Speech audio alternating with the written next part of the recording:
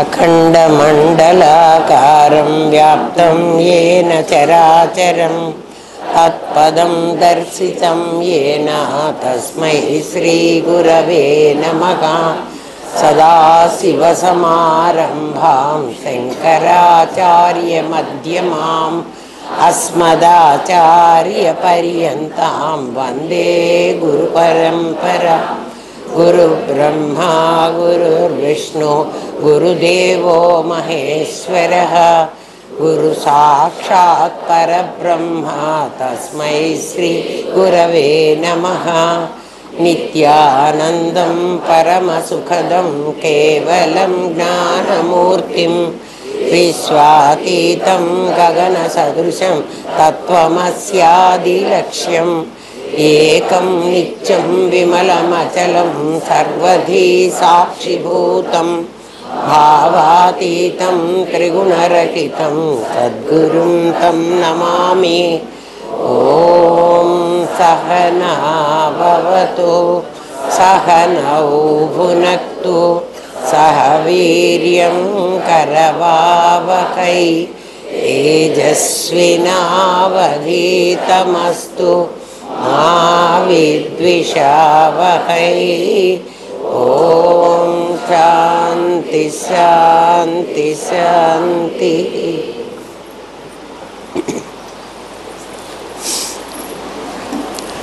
భగవంతుడి ఆట ఎందుకు ఆడుకుంటున్నాడు అని అడిగాడు శిష్యుడు. ఇది ఆట అన్నారు కదా, ఈ ఆట ఎందుకు ఆడుకుంటున్నాడు అన్నారు. అంటే మన పిల్లలు ఆడుకుంటారు కదరా, అప్పటికప్పుడు వాళ్ళు ఉన్నవాళ్ళు ఉన్నట్లుగా ఉండి సడన్గా నేను టీచర్ అయిపోయినానంటాడు ఒకడు. వాడు ఏ యూనివర్సిటీలో చదువుకోలే, మరి వాడు టీచర్ ఎట్టవుతాడు? పైగా వీళ్ళందరూ ఒక క్లాసులో చదువుకుంటున్న పిల్లలే. వాడు నేను టీచర్ అయినాను అనేప్పటికీ మిగిలిన వాళ్ళు ఆటోమేటిక్గా స్టూడెంట్లు అయిపోవాలి. నిజంగా వాళ్ళు స్టూడెంట్లు కాదు, వీడు టీచరు కాదు. కానీ ఆట ఆడుకుంటున్నంతసేపు వాళ్ళు అలాగే ఆడుకుంటారు కదా. అంటే ఆడుకుంటారంటే ఏంటి, టీచర్ ఏం చెయ్యాలో వాడికి వచ్చింది ఏదో ఒక పద్యం నోటికి చెప్పరా అంటాం, వీడు చెప్పలేకపోవడం, వాడిని 2 దెబ్బలు కొట్టడం, ఇది కదా టీచర్ ఆటలో. అది కొంచెం సేపు ఆడిన తర్వాత ఆ ఆట బోరు కొట్టింది. ఒరే ఈ ఆట వద్దురా, డాక్టర్ ఆట ఆడుకుందాం. వాళ్ళకి తెలిసిన వాళ్ళనే ఇమిటేట్ చేస్తారు. తెలిసిన వాళ్ళనే ఇమిటేట్ చేస్తారంటే భగవంతుడు కూడా వాసనలు ఏవి తెలుస్తాయో ఆ రూపాలే పొందుతాడు ఇక్కడ. భగవంతుడు ఎవడో కాదు, నువ్వే. నీ దగ్గరికి వస్తే నీకు అర్థమవుతుంది. అంటే నీకు కొన్ని వాసనలే తెలుసు. నీకు నెక్స్ట్ ఏ జన్మ వస్తుంది అని ఇప్పుడు నువ్వు చెప్పగలవు. ఎట్లా అంటే నీకు ఇక్కడుండే పరిసరాలు, ఇక్కడుండే మనుషులు, ఇక్కడుండేటువంటి గుణాలు ఇవే నీకు తెలుసు అనుభవంలో కదా. ఇంకొక చోట ఉండేటువంటి ఫ్రాన్స్లో ఉండేవాళ్ళు, రష్యాలో ఉండేవాళ్ళు నీకు తెలీదు. వాళ్ళ ఆలోచనలు ఏమిటో కూడా నీకు తెలియదు. అందుకని నీ వాసనలు ఎట్లుంటాయంటే ఇవే ఉంటాయి. నీకు నెక్స్ట్ జన్మ కావాలి అంటే ఇటువంటి జన్మే వస్తుంది. అర్థమైందా? భగవంతుడు కూడా అలాగే పిల్లలు ఆడుకుంటుంటే వాళ్ళకి ఎట్లా అయితే టీచర్ ఆట, డాక్టర్ ఆట, అంగడాట ఇవే వస్తాయి. ఎందుకంటే వాళ్ళు అవే చూస్తున్నారు. వాసన ఏదైతే అటువంటి జన్మే తీసుకుంటున్నాం కదా. ఆ ఆటే మనకు ప్రపంచం కదా. ఎక్కడ ప్రపంచం? ఆ పిల్లలు ఆడుకుంటున్నప్పుడు, ఆ టీచర్ ఆట ఆడుకుంటున్నప్పుడు అది క్లాస్ రూము. అది క్లాస్ రూమ్ కాదు అసలు, అది క్లాస్ రూమ్ కాదు. కానీ క్లాస్ రూమ్ లాగా అనుకుంటున్నారు. దాన్ని ఏమంటామంటే వ్యావహారిక సత్యం అంటారు. పిల్లలకు తెలుసు మేము స్టూడెంట్స్ మేము మామూలుగా స్టూడెంట్స్ని, నేను టీచర్ కాదు అని వాడికి తెలుసు. స్టూడెంట్స్ కూడా వాడు టీచర్ కాదని తెలుసు. తెలిసి కూడా వాళ్ళు ఏం చేస్తున్నారు, టీచరే అని ఆడుతున్నారు. సార్ నాకు రాదు సార్ అంటాడు ఒకడు లేచి. వాడు సార్ కాదు, అడుగుతున్న వాడికి కూడా సార్ కాదని తెలుసు. ఈ టీచర్గా క్వశ్చన్ అడుగుతున్న వాడికి కూడా నేను టీచర్ని కాదు అని తెలుసు. వాడు తప్పు చెప్తే వీడు తెలుసుకోలేనని కూడా వీడికి తెలుసు కదా, అయినా వాళ్ళు ఆడుతున్నారు. అట్లా తెలుసుకుని నువ్వు కూడా జీవజగత్తులు ఆడు, మాకు నష్టం లేదు. మన ఎట్లా ఆడుకోమంటే మనమేం చేస్తున్నామంటే అందులో జీవిస్తున్నాం. నేను భరత్ని అయిపోయినాను అనుకున్నాడు, వాడు భరత్ కాలే. రవిని అయిపోయినాను అనుకున్నాడు, రవిని అయిపోతే రవికి ప్రసన్న పెళ్ళాం, భరత్కి సాహితీ పెళ్ళాం కదా. అంటే వీళ్ళిద్దరూ నాటకంలో వాళ్ళ నిజంగా వాళ్ళ? మరి నిజంగా వీడెవడు? వీడు అహం బ్రహ్మాస్మి కదా, వీడు నేనుగాడు. పోని ఇప్పుడు అహం బ్రహ్మాస్మి దాకా వద్దులే. వీడు ఒక నేను, వాడొక నేను, వాడొక నేను, తలా ఒక నేను. తలా ఒక నేనులు ఉండరు, అందరూ కలిసి నేనని తెలిసి భరత్ అనే వేషం ఇప్పుడు వ్యావహారిక సత్యంలో వేస్తున్నానని తెలిసి, ఇంతకంటే అసలు వేదాంతం ఇంకా లేదమ్మా. ఇదే అర్థమై మనం ఆచరించామంటే దీన్ని మించి అసలు ఇంకేం లేదు, ఇంకా తెలుసుకోవాల్సిన అవసరమే లేదు. ఎప్పుడు మీరు ఇట్లా ఉంటారో, అమ్మ మీకు తెలిసినట్లు మాకెందుకు తెలియదు అని అడుగుతారు చాలామంది పిల్లలు. నాకు తెలిసినట్టు ఎందుకు తెలియదు అంటే నేను అట్లా ఆడుతున్నా నాటకం, నేనెవరో నాకు తెలుసు, నేను వ్యవహారంలో ఏం ఆడుతున్నానో తెలుసు. ఇక్కడ నేను ఒక టీచర్గా పాఠం చెప్పడానికి కూర్చున్నా, మీరు నేను నిజంగా ఒకటే. ఒకటే అంటే మన ఇద్దరం పంచభూతాత్మకమైన శరీరంతోనే ఉన్నాం. నువ్వెట్లా పుట్టావు, నేను కూడా అట్లాగే పుట్టాను కదా. ఈ నాటకంలో నేను టీచర్ని,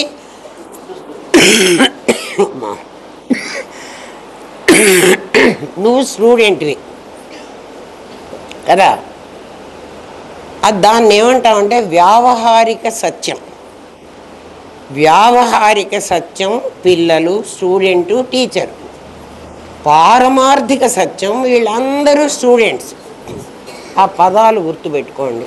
పారమార్థిక సత్యం అంటే నిజమైన సత్యం. ఇక్కడ పారమార్థిక సత్యం మనం అందరం ఆత్మస్వరూపులమే, కొత్తగా ఆత్మ కాక్కర్లేదు. వ్యవహారంలో మాత్రం మనం అందరం ఆత్మస్వరూపులం కాదు. ఎందుకు కాదు? మనం దేహమే నేనని మాట్లాడుతున్నాం, దేహమే నేనని వ్యవహరిస్తున్నాం. వాడు టీచర్గా వ్యవహరించినట్టు. కొంచెం సేపు అయిన తర్వాత వాళ్ళకి ఆట నచ్చలే, బోరు కొట్టిందిరా అన్నాడు. మనకు కూడా ఈ ఆట నచ్చలు కొంతసేపు. అప్పుడు మనం ఇంకో ఆట ఆడదాం అనుకున్నాం. ఇంకో ఆట నెక్స్ట్ బర్త్, అంతే కదా. ఇంకో ఆట ఏమిటంటే వీడు డాక్టర్ అయిపోతాడు. ఒకడు డాక్టర్, నేను డాక్టర్నిరా, వాడు ఏదో ఒక తాడు మెళ్ళో వేసుకుంటాడు. అది స్టెతస్కోప్ కాదు. పిల్లలకి ఏం కావాలరా కదా. ఒకడిని మీరందరూ పేషెంట్లు లైన్గా రండి అంటారు. వాళ్ళందరూ లైన్గా రావాలి, మేము పేర్లు పిలుస్తాం, అక్కడే నుంచోండి. వీడు డాక్టర్ కాలేదు, వాళ్ళు పేషెంట్లు కాలే. డాక్టర్ గారు నాకు కడుపు నొప్పండి అంటాడు ఒకడు. దీన్ని ఏమనాలి? నటన అనాలి. వాడికి నిజంగా కడుపు నొప్పి లేదు, వాడికి తలనొప్పి లేదు. డాక్టర్ వాడికి ఇష్టం వచ్చినట్టు ఒరే నీకు క్యాన్సర్ రా అని చెప్పేస్తాడు. ఎందుకంటే వాడికి వచ్చిన మాటలు అవి. డాక్టర్ గారికి వచ్చిన మాటలు ఏమిటి అంటే నిజం డాక్టర్ గారు కాదు కదా. నిజం డాక్టర్ అయితే బ్లడ్ టెస్ట్ చేయాలి, ఇంకా వాడికి ఎక్స్రేలు తీయాలి, యూకో తీయాలి, ఏదో వాడి సావాలి. కానీ వీడికి అవసరం లేదు, ఎందుకని వ్యవహార సత్యంలో ఉన్నాడు. మరి మనం ఏం చేస్తున్నాం? వ్యవహార సత్యం కాదు, నాటకం వేయటంలే, మనం జీవిస్తున్నాం. శాస్త్రం ఏమంటుందంటే నువ్వు ముందు ఎన్టీ రామారావు ఎట్టా ఉంటాడో చూడు. అంటే ఆ మనిషిని చూడగానే, ఆ ఫోటో చూడగానే ఇతను ఎన్టీ రామారావు, నాకు అతనే తెలుసు కాబట్టి చెప్తున్నా, మీరు ఇప్పటి హీరోలని పెట్టుకోండి మీ గుర్తుకి. నాకు ఇప్పటి వాళ్ళని చెప్తే వాళ్ళు ఎవరో కూడా నాకు తెలీదు. అందుకని ఎన్టీ రామారావు, నాగేశ్వరరావు అయితే గుర్తుపెట్టుకోవచ్చు కదా. మీరు అసలు మనిషిని ముందు గుర్తుపెట్టుకోండి. వాడు ట్యాక్సీ రాముడుగానో, రిక్షా రాముడుగానో, బండ రాముడుగానో, కోతి రాముడుగానో ఏదో వేస్తాడు. ఏవో వేశారు కదరా. ఈ సినిమాలో వాడి యాక్షన్ చూడండి. చూసిన తర్వాత మీరేమనుకోవాలి, ఒరే వీడు ఎన్టీఓడేరా అంటే అక్కడ ఎన్టీఆర్ ఎవరన్నా రాసి పెట్టారా? మరి నువ్వు ఎట్లా వాడు వేషంలో వేరేగా కనబడుతున్నాడు కదా కదా కానీ నువ్వు ఒరిజినల్ వాడిని చూసావు. అందుకని వీడిని చూసి నువ్వేమనుకుంటావంటే, ఒరే వాడు ఎంత బాగా నటించాడురా, వాడు నటించలేదురా, ఆ క్యారెక్టర్లో జీవించాడురా. నీవు కూడా ఆత్మ తెలుసుకుంటే అంటే నువ్వెవరో నీకు అర్థమైతే, నేనెవరో నాకు అర్థమవడం అంటే నేను ఎన్టీఆర్ అని తెలిస్తే, నేను నటించే నటన ఎంత బాగా నటిస్తున్నానో అని నీకు అర్థమైతే అది నటన నువ్వే అంటున్నావు. అసలు వాడెవడు? వాడు ఎన్టీ రామారావు. ఇక్కడ ఎట్లా నటిస్తున్నాడు? రిక్షారాముడుగా నటిస్తున్నాడు. ఆ ఒరిజినల్ వాడిని వీడిని చూసి ఇది నటన అని నువ్వే గుర్తిస్తున్నావు, నేను చెప్పక్కర్లేదు. నీవు కూడా వ్యావహారిక సత్యంలో అట్లా నటిస్తే ఇది నటన. ఒరిజినల్ నీకు తెలియాలి, తెలియకుండా నువ్వు నటించలేవు కదా. ఒరిజినల్ నువ్వెవరు? అహం బ్రహ్మాస్మి. అది తెలిసి అది ఎట్లా తెలుసుకోవాలో చెప్తాడు గురువు చేసే పని అంతే. ఊరికే అహం బ్రహ్మాస్మి అంటే అహం బ్రహ్మాస్మి కాదు. నువ్వెవరో నీకు ముందు తెలియాలి. తెలిసిన తర్వాత ఏ నటన నటించడానికి నువ్వు వచ్చావో, ఏ కాస్ట్యూమ్ వేసుకున్నావో కదా, ఆ కాస్ట్యూమ్లో ఎట్లా నటించాలో అట్లా నటించు. నటించినప్పుడు మనకి ఏమిటి లాభం అంటే, నటిస్తే ఏమిటి లాభమో చెప్తున్నా. ఏంటమ్మా మమ్మల్ని సత్యంగా ఉండమంటారు కానీ ఎవరైనా మీరు నటించండిరా అని ఎవడన్నా చెబుతాడా కదా అని చెప్తే దానివల్ల ఏమిటి లాభం అంటే, నటిస్తున్నానని నీకు తెలిస్తే లాభం ఏమిటంటే, నటనలోనే రాముడు అడవికి వెళ్ళాలి. నటనలోనే రాముడికి రాబోయేటువంటి రాజ్యాభిషేకం సడన్గా ఆగిపోయింది కదా. నిన్ను రాజుని చేస్తాను, చివరికి రాముడు ఎట్లయిపోయినాడంటే, మంగళం కోసలేంద్రాయ మహనీనాయ గుణాత్మనే చక్రవర్తి తనూజాయ. రాముణ్ణి రాజన్లో ఎవరు? చక్రవర్తి కొడుకు అన్నారు. అర్థమైందా మీకు? అంటే చక్రవర్తి కాదగిన వాడు చక్రవర్తి కొడుకుగా మిగిలిపోయినాడు. ఎంతసేపట్లో? ఒక్క క్షణంలో రాముడు ఏమైనాడు? చక్రవర్తి తనూజాయ అయినాడు, చక్రవర్తికి కొడుకైనాడు. ఈ రోజుకి రాముడు రాజుగాలే. రామరాజ్యం అంటున్నారే కానీ చక్రవర్తి దశరథుడే. దశరథుడికి చక్రవర్తి అని పేరు. చక్రవర్తి తనూజాయ అంటున్నామా ఇప్పటికి కూడా? అంటే మన నాన్న పేరు చెప్పి మన పేరు చెబుతున్నారు. అప్పుడు మనం గొప్పనా నాన్న గొప్పనా? నాన్నే గొప్ప. అయినా రాముడు ఏమనుకోలే. అంత చక్కగా రాజ్యం చేసిన రాముడు కూడా, సీతమ్మ కూడా ఏమనలే. ఆఫ్టర్ ఆల్ నీదేమిటి అని సీతమ్మ అనలే. ఇప్పుడైతే ఇప్పుడు పెళ్ళాం, నీదేమి లేదు, అంతా మీ నాయనదే, నీకేం లేదు పో అంటుంది. అనలే. అర్థమైందా? నటిస్తే ఏమిటి లాభం అంటే, నటించడం అంటే ఒట్టిగా నటించడం కాదురా, నేను తెలుసుకుని అది నేను తెలుసుకుని నటించాలి. నేనంట మీరందరూ నాకు నా కొడుకులు, నా పిల్లలు, నా అమ్మాయిలు అంట. మా అమ్మాయిలు మా అబ్బాయిలు. నిజంగా మీరందరూ మా అమ్మాయిలు మా అబ్బాయిలేనా? మా అమ్మాయి అబ్బాయికి అయితే నేను చీరలు రేవికలు అన్నీ పెట్టి అన్నీ ఇస్తా. మరి మీకెవ్వరికి నేనేమి ఇవ్వలే. అయినా నేను అంటూనే ఉన్నా. అర్థం చేసుకోండి. దానివల్ల ఏమిటంటే, మీరు నిజంగా మా అమ్మేనేమో నన్ను ప్రేమించే స్థితికి వస్తారు కదా. ఏం చేశాను నేను? నటించారు. ఏమని? మీరందరూ నా పిల్లలు అని. నిజంగా నేను అమ్మను కాదు, మీరు నా పిల్లలు కాదు, మీకు ఎవరికి నేను ఒక ముద్ద అన్నం కూడా పెట్టను, కానీ మీరు నా పిల్లలే అంట. రాముడి కట్ట నటించటం వల్ల రాముడికి ఏమి లాభం వచ్చింది అంటే, నేను రాముణ్ణి కాదు, నేను ఆత్మారాముణ్ణి కదా, నేను రాముడి వేషం వేసుకున్నాను. అరుణ్ గోవిల్ కూడా నేను అరుణ్ గోవిల్ని రాముడి వేషం వేసుకున్నాను అని అనుకుంటే, నీకు రాజ్యాభిషేకం లేదు అని చెప్పంగానే ఆయనకు బాధ కలగలే. ఎందుకని? రాజ్యాభిషేకం నిజం కాదు, ఆటలో ఇదొక ఆట, ఇదొక లీల. నువ్వు అడవికి వెళ్ళాలి అంటే నెక్స్ట్ సీన్ అడవి సీనే కదా, అదే స్టేజ్ అడవైపోతుంది. మరి అది అడవే? వెంటనే ఆ కట్టెను తీసేస్తారు, అక్కడ 4 చెట్లు పెట్టేస్తారు కదా, అది అడవిలాగా ఉంటుంది. అడవిలోకి రాముడు వెళ్ళాడు, అయ్యో అడవికి వెళ్ళా. నిజంగా రాముడు అడవికి వెళితే ఎట్లుండాలి? బాధ ఉండాలి. సంసారంలో మనకి కష్టాలు రావు అని ఎవడు చెప్పడు, ఎందుకంటే సంసారమే కష్టాలు. సముద్రంలో అలలు ఎలా ఉంటాయో సంసారంలో కష్టాలు అలాగే ఉంటాయి. సముద్రంలో అలలు తగ్గితే మీరు ఇప్పుడు అడగచ్చు, సముద్రంలో మధ్యలో అలలు ఉండవు కదండి అని. సముద్రం మధ్యలోకి వెళితే అలలు ఉండవు, మీకు కూడా కష్టాలు ఉండవు. మనం ఎక్కడున్నాం? కొంత భూభాగం, కొంత జలభాగం.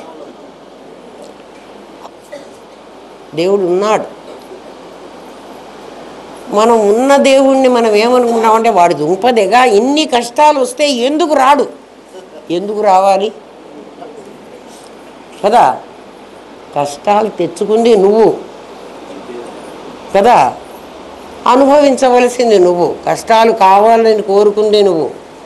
నేనెక్కడ కోరుకున్నానండి? ఒరే పెళ్ళి నువ్వు చేసుకున్నావా, మేం చేసామా? నువ్వు చేసుకుంటానంటే మేం చేసాం.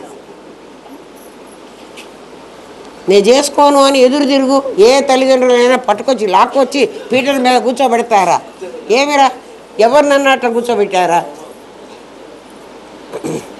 నువ్వు దేనికి ఆశపడ్డావంటే అప్పుడు పెట్టే సొమ్ములు, అప్పుడు తీసే ఫోటోలు కదా, అప్పుడు పెట్టే మేకప్లు, వాటికన్నిటికీ నువ్వు ఆశపడి నువ్వు పెళ్ళి చేసుకుని నువ్వు పిల్లల్ని కానీ ఏమిరా, ఒరే నాయనా నువ్వు పిల్లలు కనకపోతే మాకు చాలా ఇబ్బందులు వస్తాయిరా, మన ఆస్తికంతా ఎవడు వారసుడు లేడని అమ్మా నాన్న నిన్ను అడిగారా?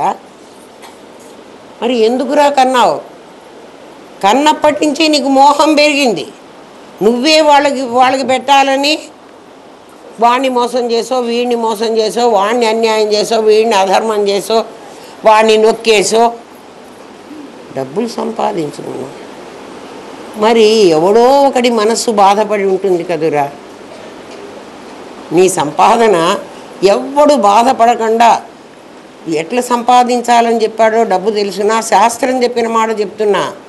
తోటమాలి చెట్టు కందకుండా పువ్వు ఎట్లా కోస్తాడో అట్లా సంపాదించాలట డబ్బు.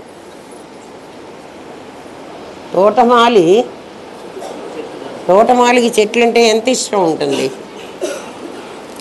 చెట్టు కందకూడదు, పువ్వు వాడిపోకూడదు. మన అమ్మాయి లక్ష్మి పువ్వులు కడుతుంది. అసలు ఆ చేతిలో ఎట్లా పట్టుకుంటుందో నాకు ఆ చేతులు, ఆ వేళ్ళు చూస్తేనే నాకు భలే అందంగా అనిపిస్తుంది. ఆ అమ్మాయి ఇట్లా పట్టుకుంటుంది చెయ్యి, ఆ మొగ్గ పెడుతుంది. ఏ మాత్రం మొగ్గ నలగదు. ఆ దారం ఎట్లా చుడుతుందో, ఎట్లా దానికి వేస్తుందో నేను ఆ పిల్ల చెయ్యి చూస్తూనే ఉంటా. నేను ఆ పిల్ల అంటే నా పిల్లలు కాబట్టి నేను అట్లా అంటా. అది పిల్ల కాదు, పెద్దదే. కానీ నాకు పిల్లలు, నాకు మీరు అందరూ పిల్లలేరా కదా. ఎవరినన్నా కాదనుకుంటే మీ కర్మ. మీ అదే కదా. నేను వాడు అది అంటుంటే ఏమిరా మమ్మల్ని ఇంత పెద్దవాళ్ళని, మీరు నా పిల్లలరా, మిమ్మల్ని తిట్టే అధికారం ఉంది, మీకు చెప్పే అధికారం ఉంది నాకు, అందుకని అట్లా అంట. డబ్బు సంపాదించమంటున్నాడు, ఎట్లా సంపాదించాలి అంటే అవతల వాడికి ఇంత మాత్రం కూడా బాధ కలగకూడదట. మరి అట్లా సంపాదించడానికి వీలైతే సంపాదించిన తర్వాత కూడా కష్టాలు ఉన్నాయిరా. ఎందుకంటే నీ సంపాదనని ఎవడికి పెడుతున్నావో వాడికి పెడుతున్నావు, నీ పిల్లలకే పెడతావు. ఆ పిల్లలు కనుక నిన్ను చూడరనుకో, అరే నేను ఇంత కష్టపడి వీళ్ళకి పెడితే ఇవాళ వీళ్ళు నన్ను పట్టించుకోవటంలే. వాడి పెళ్ళాన్ని పిల్లల్ని పట్టించుకోవాలిరా, నిన్ను పట్టించుకుంటే ఎట్లా? కావాలంటే మీరు చూడండిరా, ప్రకృతే మనకి నేర్పుతుంది పాఠం. ఎట్లా అంటే ఒక మొక్క పెట్టామనుకోండర్రా, తీగ పైకి పాకుతూ ఉండే కొద్దీ దానికి 2 ఆకులు ఇట్లా వస్తూ ఉంటాయి. ఆ ఆకుల్ని, రాబోయే ఆకుల్ని, ఆ పెరగబోయే తీగని చూసుకుంటుందా చెట్టు? ఈ కింద పండిపోతున్న ఆకుల్ని చూసుకుంటుందా? అయ్యో ఆకు నువ్వు పండిపోతున్నావే అని అన్ని చూస్తే కూడా ఈ ఆకు పండకుండా ఉండదు. అది చూడకపోయినా ఆ ఆకు దానికయ్యేది వస్తూనే ఉంటుంది. అందుకని ఈ తల్లిదండ్రులు అదే అనుకోవాలి, ఆ పిల్లవాడు కూడా అదే అనుకో. అప్పుడు నాటకం అయితే బాధ లేదు. నాటకం అంటే నీకు బాధ లేదు. నటిస్తున్నప్పుడు ఆ పిల్లవాడు కూడా ఆ తల్లిదండ్రుల్ని ఇంకా ప్రేమగా మాట్లాడచ్చు. నటనే కదురా. మీరందరూ నా పిల్లలు అని ఎంత మాట్లాడుతున్నానో, పిల్లలని మాట్లాడినంత మాత్రాన అమ్మ మీ వెళ్ళే గొలుసులు నాకు ఇవ్వండి అని మీరు అడగరు కదా. మరి నేను పోగొట్టుకున్నది ఏమిటి? మీరు కూడా పోగొట్టుకునేది ఏమిటి? అది న్యాచురల్గా, సహజంగా ఎవడి పిల్లల్ని వాళ్ళు పెంచుతారు. మేము మా పిల్లల్ని పెంచాం, మీరు మీ పిల్లల్ని పెంచుతారు. అది న్యాచురల్. అంటే నాటకంలో వీడు టీచర్ మాట్లాడాలి, పిల్లవాడు తప్పు చెప్పాలి. అది సహజం, న్యాచురల్. అంటే అది పారమార్థిక సత్యం కాదు, వ్యావహారిక. పారమార్థిక సత్యంలో అసలు కర్మలు లేవు. ఏమిరా నోట్లో మాటే కదురా, అందరితో ప్రేమగా మాట్లాడండిరా. సత్వగుణం గనక నువ్వు డెవలప్ చేసుకుంటే నీ మాటలో కాఠిన్యం రాదు. నీ మాట ఎప్పుడు మంచిగా ఉంటుందో ప్రపంచం అంతా నిన్ను ప్రేమిస్తుంది. అంటే ముందు మనం ఏం కావాలి? సత్వాన్ని పెంచుకోవాలి. ఎందుకంటే సత్వమే పెంచుకోమంటారు, నేను రజస్సే పెంచుకుంటాను, తమస్సే పెంచుకుంటాను, రోజు నిద్రపోవాలని నాకు అనిపిస్తోంది అంటావు అనుకో, సత్వాత్ సంజాయతే జ్ఞానం. సత్వాన్ని నువ్వెప్పుడు డెవలప్ చేసుకుంటావో, మీరు అడుగుతారమ్మా మీకు అన్నీ ఇట్లాంటివి తోస్తాయి, మాకెందుకు తోచవు అని. మీకు తోచవు ఎందుకని? సత్వంలో పెంచుకోలే. మీ మాటలో మీరే గమనించుకోండి. మీరు మాట్లాడుతున్న మాట మీరే గమనించుకోండి. ఎప్పుడు కఠినంగా మాట్లాడుతున్నాను, ఎప్పుడు మోహంతో మాట్లాడుతున్నాను. మనకు ఒక్కసారి దుఃఖం వస్తుంది, కళ్ళనీళ్ళు వస్తాయి. ఎందుకు ఏడుస్తున్నాను అని మీరు క్వశ్చన్ వేసుకోండి.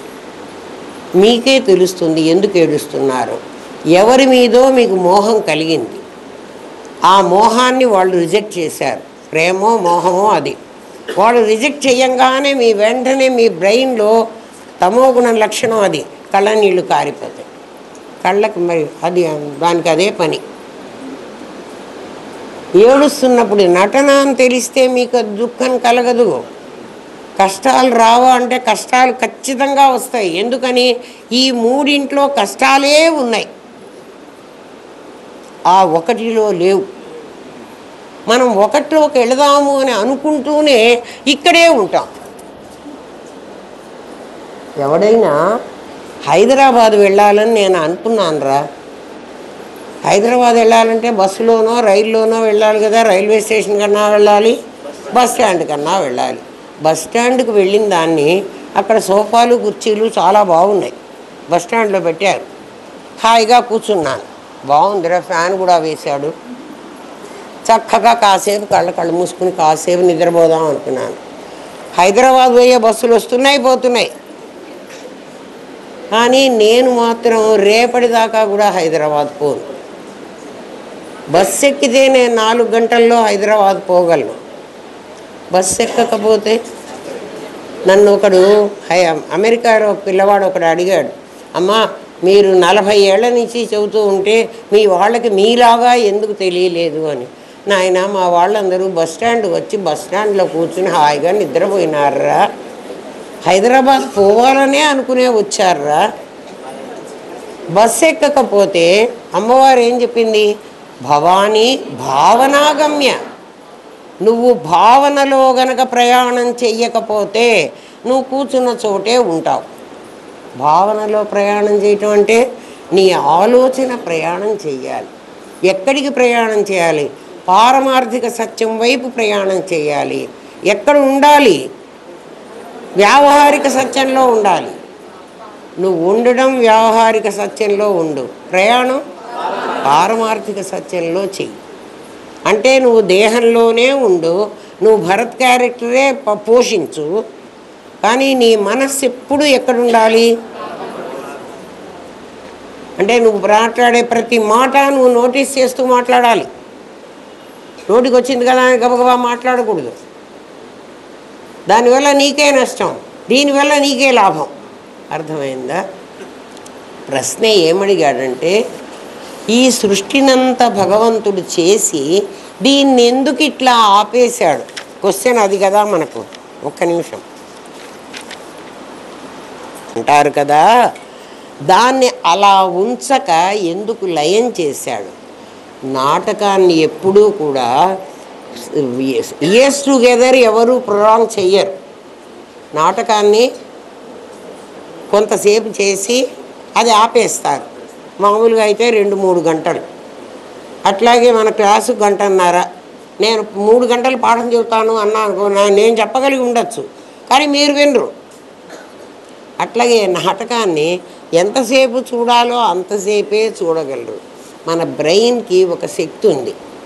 మామూలుగా చిన్న పిల్లల బ్రెయిన్ అయితే, అంటే హై స్కూల్ లెవెల్లో ఉండే పిల్లల బ్రెయిన్ అయితే అప్ టు 10th క్లాస్ 45 నిమిషాలు మాత్రమే అది రిసీవ్ చేసుకుంటుంది. 45 నిమిషాల తర్వాత పక్క ఆలోచన చేస్తుంది. ఆ సబ్జెక్టు టీచ్ చేస్తే ఎవడైనా 2 పీరియడ్లు మ్యాథ్స్ చెప్తానంటే ఏ పిల్లవాడు వినడు. 2 పీరియడ్లు నేను ఇంగ్లీష్ చెప్తారా అంటే ఒక్కడు కూడా వినడు. బెల్ కొట్టిన తర్వాత ఇంకో 10 నిమిషాలు ఆ టీచర్ ఎక్కువ తీసుకోవాలి, నాకు కాస్త టైం ఏమైనా అవతల టీచర్ని అడిగి కూర్చొని చెప్దామనుకున్నా కూడా పిల్లల అటెన్షన్ ఉండదు. వెంటనే వాళ్ళు ఏమంటారు, madam next class science class madam అని మనం గుర్తు చేస్తారు. ఎందుకు చేస్తున్నారు? వాళ్ళకి వినాలని లేదా, ఆ టీచర్ ఇష్టం లేదా, ఆ సబ్జెక్ట్ ఇష్టం లేదా? నాయన 45 నిమిషాల తర్వాత 10th క్లాస్ వరకు చదువుకుండే పిల్లలు, ఆ ఏజ్ గ్రూప్ పిల్లలకి 45 నిమిషాల కంటే తీసుకోదు. అందుకని 45 మినిట్స్ ఒక పీరియడ్ అంటారు. 7 పీరియడ్స్ పెడతారు స్కూల్స్లో. కాలేజ్ లెవెల్లో వచ్చేప్పటికి 1 అవర్ తీసుకోగలరు. వాళ్ళ బ్రెయిన్ గంట తీసుకోగలదు కాలేజ్ లెవెల్లో. కాలేజ్ అంటే ఇంటర్మీడియట్, డిగ్రీ లెవెల్. డిగ్రీ కూడా కళాశాల అంతా కాలేజ్ కిందకే వస్తుంది. ఇంకా తర్వాత ఎంఎస్సి అట్లా ఎంఏ చేసుకునేటప్పటికి ఎన్ని గంటలైనా కూర్చోగలదు. అంటే ఒకసారి ప్రొఫెసర్ వచ్చి కూర్చుని 2-3 గంటలు చెప్పేస్తారు. రోజు రారా ప్రొఫెసర్, వచ్చినాడు ఎంతసేపు అయినా చెబుతాడు. ఆ సబ్జెక్ట్ మీద ఇంట్రెస్ట్ ఉన్న వాళ్ళే అక్కడ కూర్చుంటారు. సార్ అప్పుడే అయిపోయిందా, ఇంత పాఠం అప్పుడే అయిపోయిందా అన్నట్లు ఉంటుంది. పాఠాలు చెప్పరు వాళ్ళు కాన్సెప్ట్లు చెప్తారు. మన క్లాసు కూడా అట్లాగే 1.5 గంట కంటే ఎక్కువ చెప్పామంటే వేదాంతం కూడా బ్రెయిన్ రిసీవ్ చేసుకోదు. అందుకని ఎవరు కూడా 1.5 గంట కంటే ఎక్కువ చెప్పరు. మహా అయితే ఒక 5 నిమిషాలు 10 నిమిషాలు ఎక్కువ తీసుకుంటారు. దీన్ని బట్టి మనకు ఏమర్థమవుతోందంటే, ఏ ఆట కూడా మనం లైఫ్ లాంగ్ ఆడలేం. చిన్నప్పుడు ఆడుకున్నట్టుగా సంసారమే మీ మూడిటి సంబంధమే. యంగ్స్టర్స్ ఆడినట్లుగా ముసలి వాళ్ళు ఆడలేరు. సంసారం వాళ్ళు అట్లా నడుపుకోవటంలే, చిన్నపిల్లలే కదా. ఆ పిల్లలు కాస్త పెద్దవాళ్ళు, మనవరాళ్ళు వచ్చిన తర్వాత ఏం చేస్తున్నాడు? ఆ బిజినెస్ అంతా కొడుకు అప్పగిచ్చేస్తున్నాడు. నాయన ఇంకా నువ్వు చూసుకోరా, ఇంకా నా పని చాలు. ఎందుకని వాడి బ్రెయిన్ ఇంక ఒప్పుకోదు. నీ పని ఏదో నువ్వు చేసుకో అంటుంది. అందుకని భగవంతుడు కూడా ఏం చేశాడంటే మనకు కూడా 100 yearsే మన లైఫ్ టైం. అట్లా ఒక్కొక్క జీవరాశులకి ఒక్కొక్క లైఫ్ టైం పెడతాడు. ఆ లైఫ్ టైంలో నువ్వు ఆడుకో, మాట్లాడుకో, ఏమన్నా చేసుకో. అది అయిపోయిన తర్వాత ఈ ఆట అయిపోవాలి. మనం పుట్టినప్పటి నుంచి మరణించేదాకా మనదొక ఆట. ఈ ఆటలో ఇన్ని స్టేజెస్ ఉంటాయి. ఇది నాటకం కదురా, మనకు చూపిస్తారు కదా. భాగవతంలో చూపించమంటే కృష్ణుడి బాల్యం చూపిస్తారు, కంసుడిని చంపడం చూపిస్తారు, ఆ గోపికలతో కాసేపు ఆడుకోవడం చూపిస్తారు, ఆ తర్వాత కృష్ణుడు రాజ్యం చేయడం చూపిస్తారు కదా. ఆ తర్వాత జరాసంధుడు వాళ్ళు ఎవరో యుద్ధానికి రావడం, అదంతా ఆ మధ్య పీరియడు. పాండవులకు సహాయం చేస్తున్నాడు కానీ కృష్ణుడు ఇంకేం చేయలే, లైఫ్ అయిపోయింది. అర్థమైందా? మనకు కూడా అట్లా అయిపోతుంది. దానికి ఉదాహరణగా శాస్త్రం ఏం చెప్పిందంటే, మీ పిల్లల్ని తీసుకుని మీరు ఎప్పుడైనా సముద్ర తీరానికి వెళ్ళండి. మీ పిల్లల్ని వెళ్తారు కదా, మీరు సముద్ర తీరానికి వెళ్ళగానే మీరేదో కబుర్లు చెప్పుకుంటూ ఆ సముద్రాన్ని చూస్తూ ఉంటే పిల్లలు మాత్రం ఆ ఇసుకంతా పోగు చేసుకుని ఒకడు కాలు పెట్టి నుంచుంటాడు, ఆ ఇసుకంతా కుప్ప చేసి పిల్లలందరూ ఆడుకుంటూ ఉంటారు. ఒక ఇల్లు కడతారు, ఒక గుడులాగా. దానికి మెల్లగా వాకిళ్ళు కూడా పెడతారు. ఆ గోపురంలాగా కట్టి దానికి ఇటు అటు 4 వైపులా వాకిళ్ళు పెడతారు. ఆ తర్వాత దానికి స్టెప్స్ పెడతారు, మెట్లు. ఆ ఇసుకతోనే చుట్టూ ఒక కాంపౌండ్ వాల్ కూడా కడతారు, గేటు కూడా పెడతారు. చిన్నగా తెచ్చి గేటు మీద జెండాలు కూడా పెడతారు. చూసారా ఎప్పుడు నా పిల్లలు ఆడుకోవడం కదా. ఇది నా ఇల్లు, అది వాడిల్లు, అది వాడిల్లు. అది ఎవరిది? మొత్తం సముద్ర తీరం. అది సముద్ర తీరం. అది వీడిది కాదు, వీళ్ళ నాన్నది కాదు, వీళ్ళ అమ్మది కూడా కాదు, వాళ్ళ ఫ్రెండ్ది కూడా కాదు. వీళ్ళందరూ ఏం చేసుకున్నారు? గూళ్ళు కట్టుకున్నారు, చిన్న చిన్న ఇళ్ళు కట్టుకున్నారు ఇసుకతో కదా. తర్వాత ఇంకా ఇంటికి పోవాలి. అమ్మ నాన్న కాసేపు నాకు ఇంటికి పోదామంటారు. ఇంకా సముద్ర తీరంలో కూర్చోరు కదా, చీకటి పడుతోంది వెళదామని. ఆ ఇల్లట్ట వదిలేసి రావచ్చు కదా, ఇంకెవడన్నా కట్టుకుంటాడు. ఏం చేసి వస్తారు చెప్పండి? ఆ ఇంటి మీద మోసు కొద్దీ ఆ పిల్లవాడు ఇల్లు కట్టుకున్నాడు కదా. మోసులేంది, అంతసేపు కష్టపడి కట్టరు. కాంపౌండ్ వాళ్ళు కూడా కట్టారు. ఒకవేళ ఇల్లు కట్టినా అది కూడా కడతారు, గేట్ కూడా పెడతారు, గేట్లో వాకిట్లో ముగ్గు కూడా వేస్తారు. ఎందుకంటే వాళ్ళ వాసన అది కదా. వాళ్ళ వాసన ఏది? ఇంట్లో అవే కదరా చూస్తారు. అది ఏమ్మా, వెళుతూ వెళుతూ దాన్ని ఎందుకు తొక్కేసిపోయినాడు? ఆ మాట నువ్వు ఎప్పుడన్నా అడిగావా? దేవుడు ఎందుకు ఈ ప్రపంచాన్ని సృష్టించి దీన్ని మళ్ళీ ఎందుకు డెస్ట్రాయ్ చేస్తాడు? డెస్ట్రాయ్ చేస్తాడు కాబట్టి వాడు గాడ్ అయినాడు కదా. వాడు జనరేట్ చేస్తాడు, వాడు ఆర్గనైజ్ చేస్తాడు, వాడు డెస్ట్రాయ్ చేస్తాడు. జీవోడికి అర్థం ఏమిటి? అది పని. నువ్వెందుకురా ఆట? ఇది వ్యవహార సత్యం. వ్యవహారంలో ఉన్నంతసేపు ఆడుకో. ఇప్పుడు నువ్వు కూడా వ్యవహారంలోనే ఉన్నావురా. నువ్వు భర్త క్యారెక్టర్ ఇస్తావో, భార్య క్యారెక్టర్ ఇస్తావో, కొడుకు క్యారెక్టర్ ఇస్తావో, నాన్న క్యారెక్టర్ ఇస్తావో, నీ ఇష్టం కదా. అయితే అన్ని క్యారెక్టర్లు వేయాలి. ఒక నటుడు నేను ఫలానా క్యారెక్టర్ వేస్తాను అంటే ఒప్పుకుంటావా? నువ్వు నటించడానికి వచ్చావు, అన్ని క్యారెక్టర్లు నువ్వే వేయాలి. ప్రతి క్యారెక్టర్లో నువ్వు జీవించాలి. జాగ్రత్తగా వినండి, అవునా కాదా? ఇప్పుడు మీరే దేవుడు అని చెప్పా కదా నేను. మీరు ఎట్లా ఈ క్యారెక్టర్ని తయారు చేశారో అంటే ఇప్పుడు జీవోడి మీరు కావాలి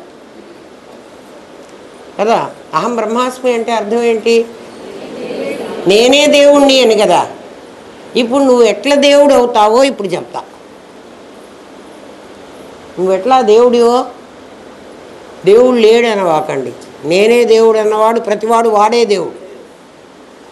వాడు ఏం చేస్తాడో ఇప్పుడు చెప్తా.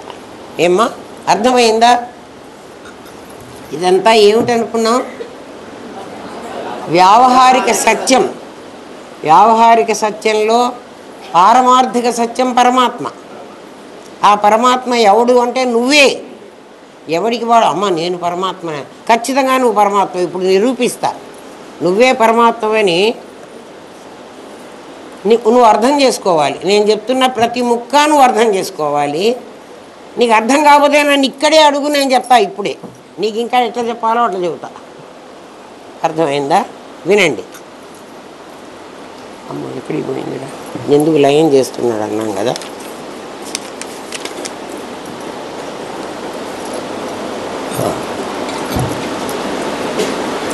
పిల్లలకు అభిమానం తాత్కాలికమైనట్లు పరమాత్మకు ఈ ఆట తాత్కాలికం.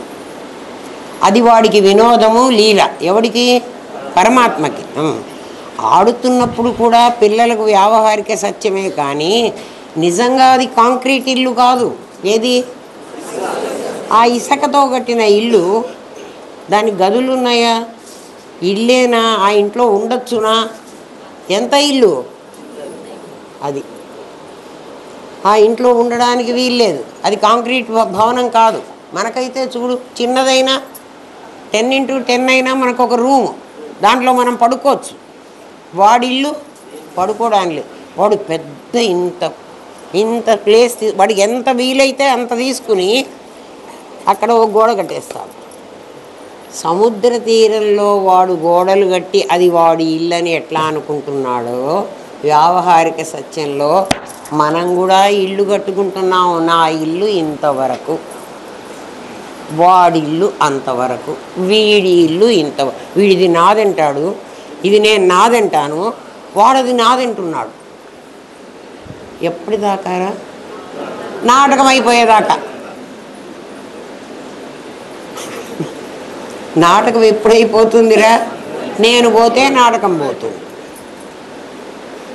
కదా. నేను ఎప్పుడు పోతానురా? జమ్మి చెట్టు దగ్గరికి ఎప్పుడు పంపిస్తే అప్పుడు. ఎప్పుడు పోతాను అంటే ఎప్పుడు చెప్పలేడురా. పిల్లలు ఎప్పుడు ఆట ఆపేస్తారా? అమ్మా నాన్న ఇంటికి పోదామన్నప్పుడు. ఇక్కడ అమ్మా నాన్న ఎవర్రా? సచ్చిత్తులు. నేను ఎప్పుడైతే ఈ ఆట నాకు వద్దు అనుకున్నానో, అమ్మా నాన్న వెళ్ళిపోతే ఈ పిల్లవాడు కూడా. ఇది తెలిస్తే ఇంకా ఈ ప్రపంచం మనని బాధిస్తుందా? ఆలోచించండి రా. చాలా సత్యం. మన పిల్లలు మనకు పాఠం చెప్తున్నారు. మా గురుదేవులు అన్నారు, గురువుగారు నాకు ఏం తెలీదు, మీరు అందరికీ చెప్పమంటున్నారని. నీ పిల్లలే నీకు చెప్తారమ్మా అని. నా పిల్లలు నాకేం చెబుతారబ్బా అనుకునేదాన్ని. చాలాసార్లు నా పిల్లలు నాకు పాఠాలు చెప్పారు. ఒక ఎగ్జాంపుల్ చెప్తా. అంటే మా పిల్లలు నాకు ఎట్లా పాఠం చెప్పారో మీ పిల్లలు కూడా మీకు అట్లా చెప్తారు, మీరు గమనించండి. తిరుపతికి వెళ్ళాము మేము. చిన్న పిల్లలు, మా పిల్లలు. మా రాము సంవత్సరం వాడు. అంటే నడుస్తాడు కానీ వాడికి ఏం తెలియదు. అంటే మరీ చిన్నవాడు. 3 ఏళ్ళు ఇందిరకి, 5 ఏళ్ళు నగేష్కి. తిరుపతికి పోయినాం మేమే. గుళ్ళో నుంచి వచ్చిన తర్వాత అప్పుడు ఇట్లా వరుసన అంగళ్ళు ఉండేవి. గుడిలో నుంచి మనం బయటికి రాగానే ఇటువైపు షాపులు ఉండేవి. ఆ పిల్లల్ని ఆ షాపుల దగ్గర మామూలుగా అందరి తల్లిదండ్రులు దించేస్తారు. వాళ్ళకి ఏం కావాలో వాళ్ళ బొమ్మలు వాళ్ళు పిక్ చేసుకుంటారు. నగేష్ వెంటనే విమానాలు డుడుల్ అనే శబ్దాలు చేసేటువంటి అవి ఏమిటో ఆ గన్లు లాంటివి, అలాంటివి. అవి రంగులుగా ఉండి ఇట్లా అంటుంటే శబ్దాలు వస్తాయి. అలాంటివి కొనుక్కున్నాడు. ఇందిర అక్కడే వాటినన్నీ వెతుక్కుని ఒక డాక్టర్ బొమ్మ తీసుకుని, అమ్మ నాకు ఇది చాలంది. ఒక డాక్టర్ బొమ్మ, లేడీ డాక్టర్ బొమ్మ ఉంటుంది, ప్లాస్టిక్ బొమ్మలే. నాకు ఇది కావాలి అని తీసేసుకుంది. మళ్ళీ మేము కొనిపెట్టమేమోనని దాన్ని ఇట్లా పెట్టుకొని కూర్చుంది. రాము ఆ రోజుల్లో కూడా ఒక వెంకటేశ్వర స్వామి, ఒక అలివేలు మంగ, వెండివి అవి లోపల ఒక పెట్టె ఉంది. మా ఇంట్లో ఇప్పటికి కూడా ఉంది. ఆ పెట్టె ఇట్లా మూస్తే పెట్టె, అది ఓపెన్ చేస్తే వెంకటేశ్వర స్వామి, అలివేలు మంగ అది ఆ రోజుల్లో 5.5 రూపాయి వెండిది. అది తీసేసుకుని నాకు జేజ అని ఇట్లా పెట్టుకుని వాడు వెళ్ళిపోతున్నాడు. నాకు 3 పిల్లలు ఉన్నారు. ముగ్గురు మూడు రకాలైన బొమ్మల్ని పిచ్చేసుకున్నారు. నాకు అంతకుముందే గురువుగారు ఏం చెప్పారు, నీ పిల్లలు నీకు పాఠం చెబుతారన్నారు. నా పిల్లలు ఏం పాఠం చెప్పారు నాకు ఇప్పుడు? వాడి వాసన అట్లా ఉంది. అవన్నీ ఏమేమి పగలగొట్టాలి, ఏమేమి శబ్దాలు చేయాలి, వాడి వాసన అట్లా ఉంది. ఎందుకంటే స్కూల్ నుంచి వస్తూ కూడా కుద్దై అనుకుంటూ వచ్చేవాడు. స్క్రూ డ్రైవర్ వాడికి కావాలి. స్కూల్ నుంచి ఇంటికి వస్తూ ఉంటే అక్కడ బ్యాగ్ పడేసి, అమ్మ నా కుద్దై అంటే నా స్క్రూ డ్రైవర్ నాకు ఇచ్చే, అది పలకటం కూడా రానివాడు కదా. ఈ పిల్ల డాక్టర్ బొమ్మ తీసుకుంది కదా, దాని కూతుర్ని డాక్టర్ చేసుకున్నాను. దానికి లోపల డాక్టర్ అవ్వాలని ఉందేమో, మరి నేను చదివించే స్థితిలో లేను. ఆ వాసన, ఎవడి వాసన వాడికి ఇట్లా బయటకు వస్తుంది అని. ఆ రోజు ఈ రోజు కూడా రాముడు అది ఇచ్చే నేను అమెరికాకు పంపించేశాను. ఆ ఫోటో వాడి ఇంట్లో ఉంటుంది.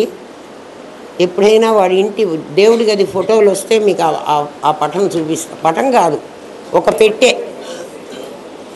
మీ పిల్లలు కూడా ఇలాంటివి మీకు బయట పెడుతూ ఉంటారు. వాడిని చూడడం మీరు నేర్చుకోండి. అప్పుడు మీకు అర్థమవుతుంది ఏ వాసనతో ఈ పిల్లవాడు పుట్టాడు, వీడు పెద్దవాడైతే వీడు ఏమవుతాడు అని. అది చూడటం కోసమే మన పిల్లలు అన్నప్రాసన రోజు ఒరే ఏం ముట్టుకుంటారో చూడండి రా అంటారు. అన్నప్రాసన రోజు ఏం ముట్టుకుంటారో చూడమంటే వాడు ఏం ముట్టుకుంటున్నాడు?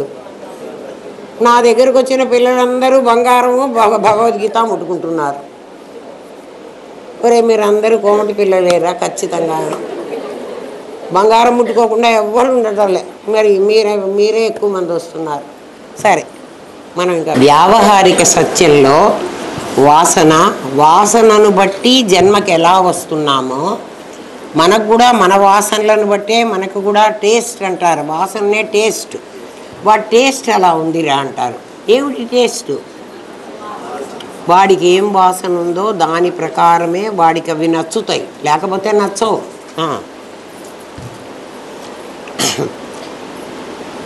పరమాత్మకు కూడా ఎట్లాగైతే అక్కడ ఉన్న సముద్ర తీరంలో ఉన్న ఇళ్ళన్నీ నిజం కావో, ఈ పిల్లలు ఆడుకుండే ఆట ఇలా నిజం కాదో, ఇది వ్యావహారిక సత్యం.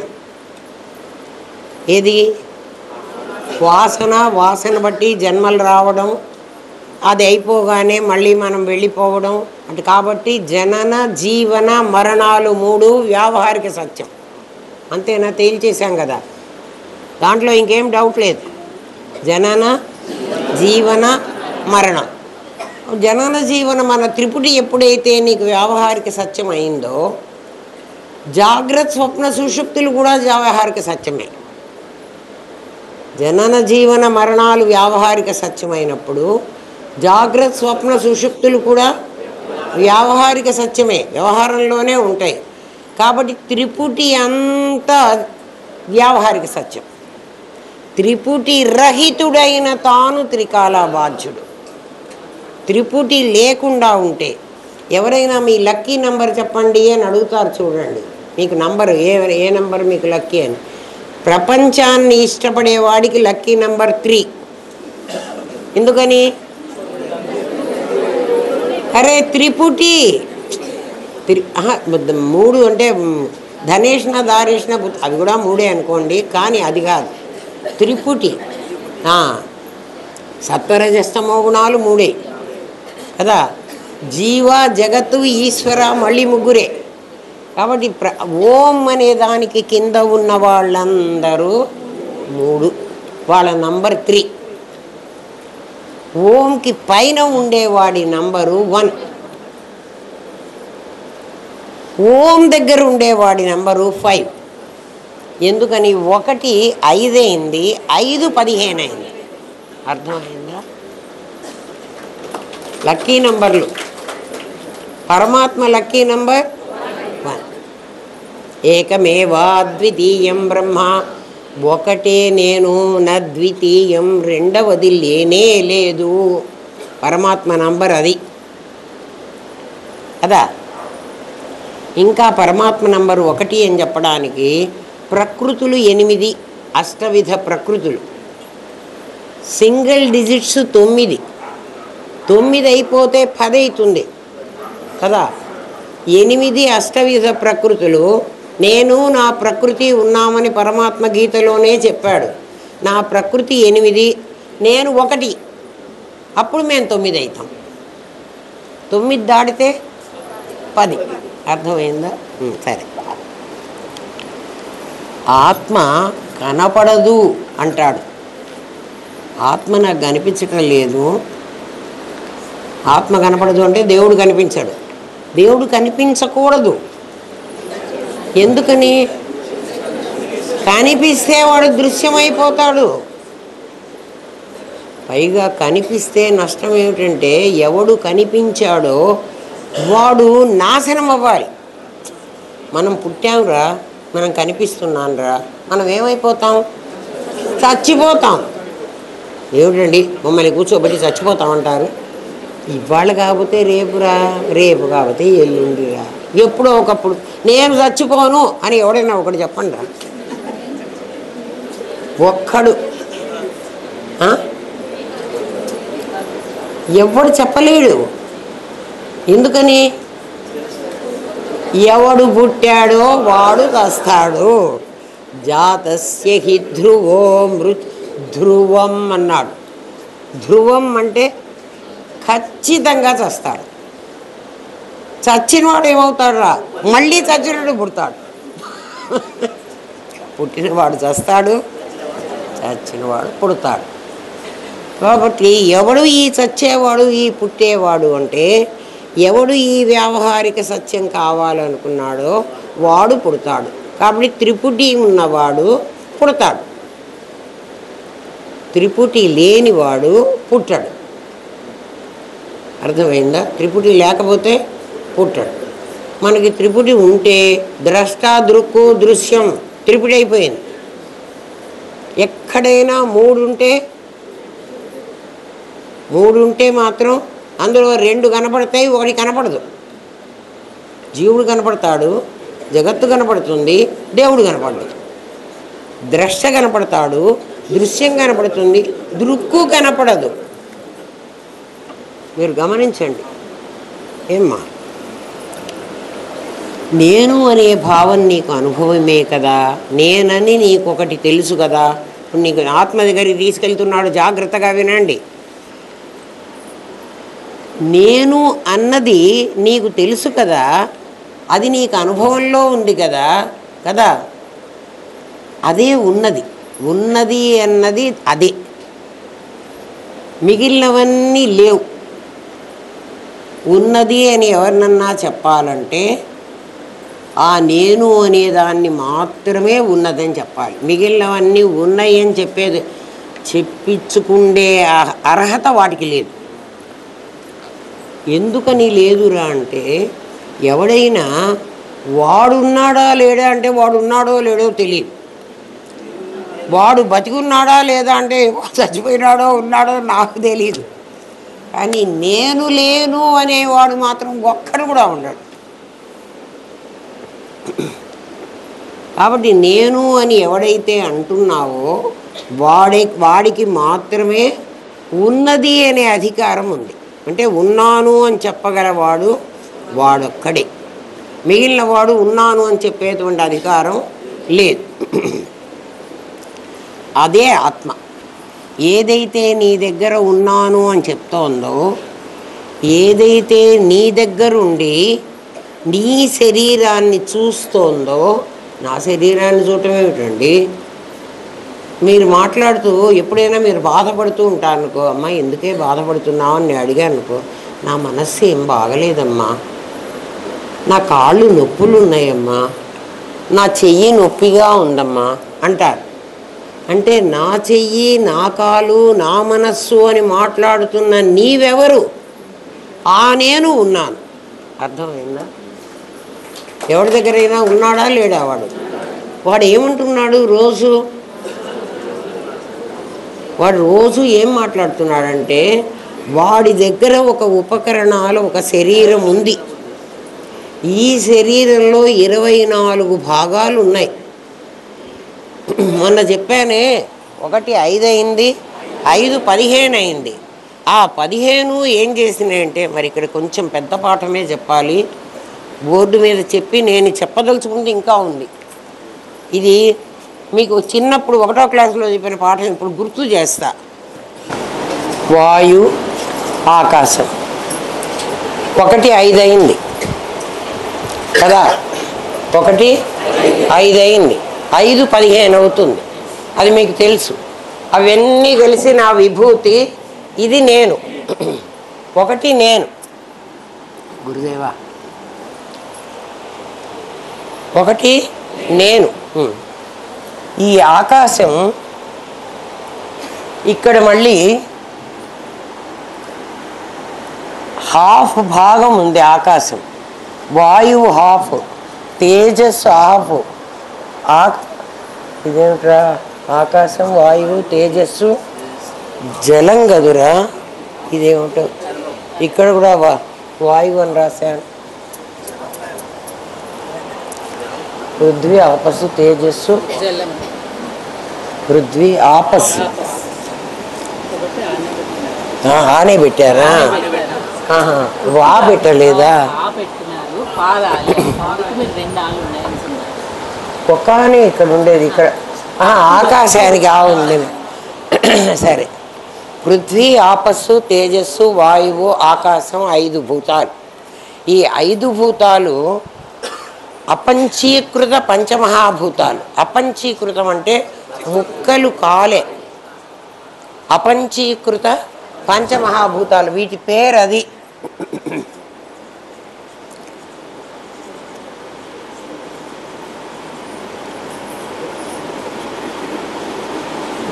పంచమహాభూతాలు.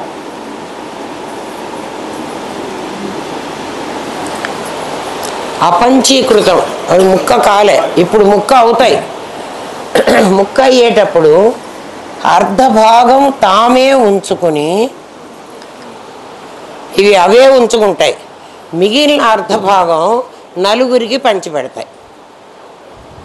మిగిలిన అర్ధభాగం ఏం చేస్తాయి? నలుగురికి పంచిపెడతాయి. ఇక్కడ ఆకాశం, వాయువు, తేజస్సు, అగ్ని, తేజస్సు, జలం, అదే ఆపస్సు, పృథ్వీ. నేను మళ్ళీ అది కావాలన్నప్పుడు ఇది చేర్పేస్తాను. మిగిలిన ముక్కని, ఇది జారిపోతుంది, పర్వాలేదా? మీకు వినపడుతోందా అమ్మ? అందరికీ వినపడుతోందా? ఆ చివరి వాళ్ళకి? సరే, ఇందులో సగభాగం తీసుకుంది కదా ఏమ్మా. ఇది ఏం చేసిందంటే 4 భాగాలు, 4 ముక్కలు ఉన్నాయి దాని దగ్గర. అర్థం తీసుకుంది, తనే ఉంచుకుంది. మిగిలిన దాన్ని పావు భాగం చేసి, పావున 1/8 చేసింది. ఎవడో 1వ క్లాసులో చెప్పిన పాఠం కదురా, అందుకని కరెక్ట్గా గుర్తు రాదు. చాలా చిన్నప్పుడు చెప్పింది. వీళ్ళు కూడా అంతే. వాయువు ఏం చేసిందంటే ఆకాశానికి 1/8 ఇచ్చింది,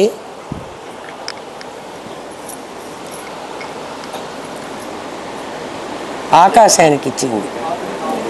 ఏమ్మా? వాయువుకి అక్కర్లే. తేజస్సుకు 1/8 ఇచ్చింది, దీనికి 1/8 ఇచ్చింది, దీనికి 1/8 ఇచ్చింది. అంతే కదా? 4 అంటే 1/8 కదా. తేజస్సు కూడా అలాగే ఇచ్చింది. సగం తను అట్టే పెట్టుకుంది. తేజస్సుకి ఇవ్వదు, వీళ్ళకి ఇస్తుంది. తేజస్సుకి ఇవ్వదు. మీకు అర్థమవుతుందా? ఇది కూడా అంతే. తనకి ఆపస్కి ఇవ్వదు, వీళ్ళకి ఇస్తుంది.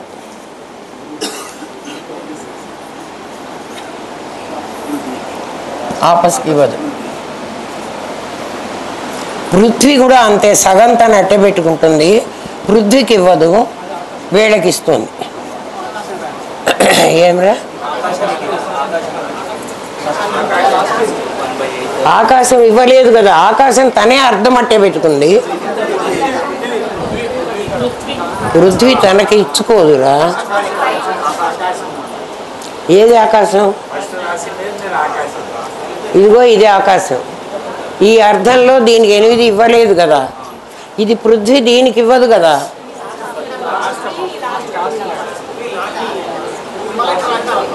ఏమిట్రా?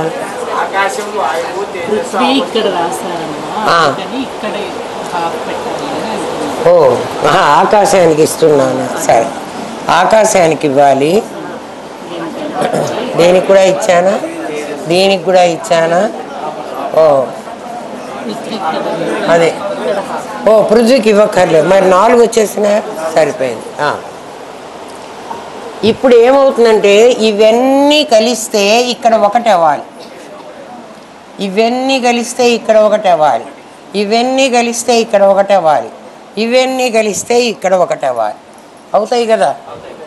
ఇప్పుడు వీటిని ఈ 5ంటిని పంచీకృత పంచమహాభూతాలు.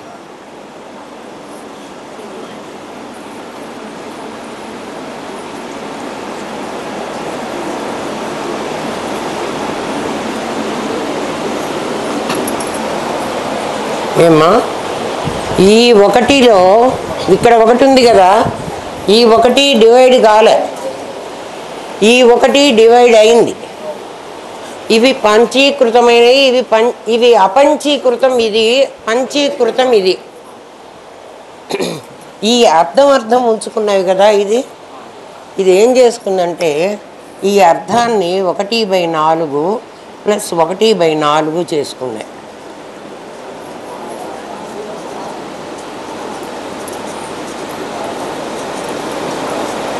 అమ్మా శిరీష వచ్చిందా? శిరీష ఉన్నదా? శిరీష రాలేదా? సరే, అది వస్తే బాగుండేది. మిస్ కావకండారా. ఏ పాఠం ఎప్పుడు చెప్తానో తెలీదు. మిస్ ఈ అర్థము ఇట్లా చేసుకున్నాయి. తనకు ఉంచుకున్న సగంలో 1/4 1/4 చేసింది. 1/4 జ్ఞానేంద్రియ పంచకం.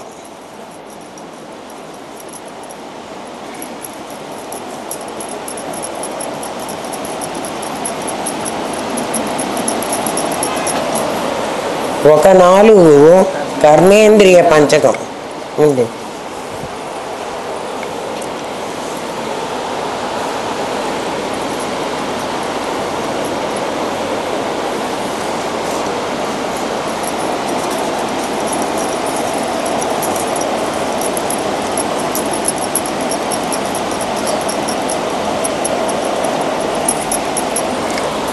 పవర్ఫుల్ ఇంద్రియాలు.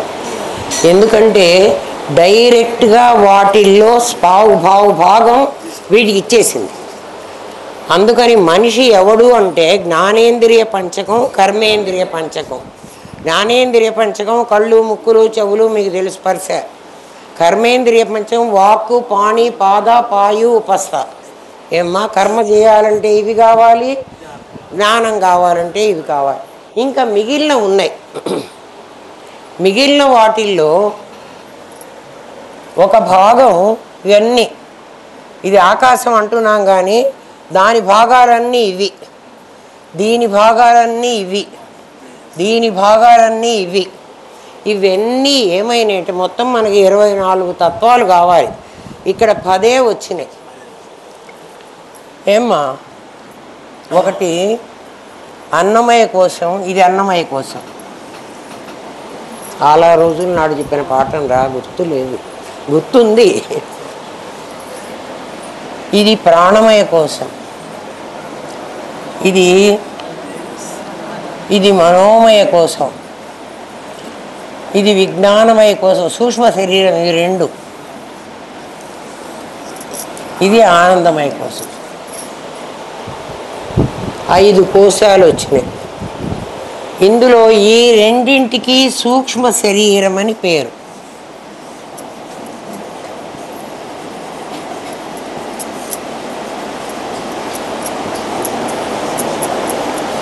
ఈ 2టికి స్థూల శరీరం అని పేరు. అర్థమైందా? మొదటి వాళ్ళు విని ఉంటారు, మీరు వినలే కాబట్టి మీకు తెలియదు. మీరు ఏకంగా పై క్లాస్కి వచ్చి కూర్చున్నారు, యూనివర్సిటీకి వచ్చి కూర్చుంటారు, మరి మీకెట తెలుస్తుంది? అవి చదువుకున్న వాడికి అది తెలుస్తుంది. డైరెక్ట్ లిఫ్ట్ ఎక్కి వచ్చేసారు, రామనాథం గారు లిఫ్ట్ ఎక్కి ఇచ్చేసారు మిమ్మల్ని అందరినీ. మేమందరం చిన్న చిన్నగా 1వ క్లాసు 2వ క్లాసు చదువుకుని మెల్లగా పాఠాలు చదువుకుని వచ్చిన వాళ్ళు. ఆ 1వ క్లాస్ పాఠం చెప్పమంటే కదా బ్రెయిన్ అక్కడికి వెళ్ళదు. ఈ 3 వద్దో మర్రో అంటుంటే కదా. ఈ అన్నిట్లో మనస్సు అనే సూక్ష్మ శరీరం మనస్సు కదా, ఇది కారణ శరీరం. కారణ శరీరం ఆకాశం కాదు, ఇది వాయువు కాదు. మీకు అన్నీ కలవడం కోసం మీకు చెప్పాను ఒక్కొక్క దాంట్లో. అప్పుడు మొత్తాన్ని ఏమనాలంటే పాంచభౌతికము అనాలి.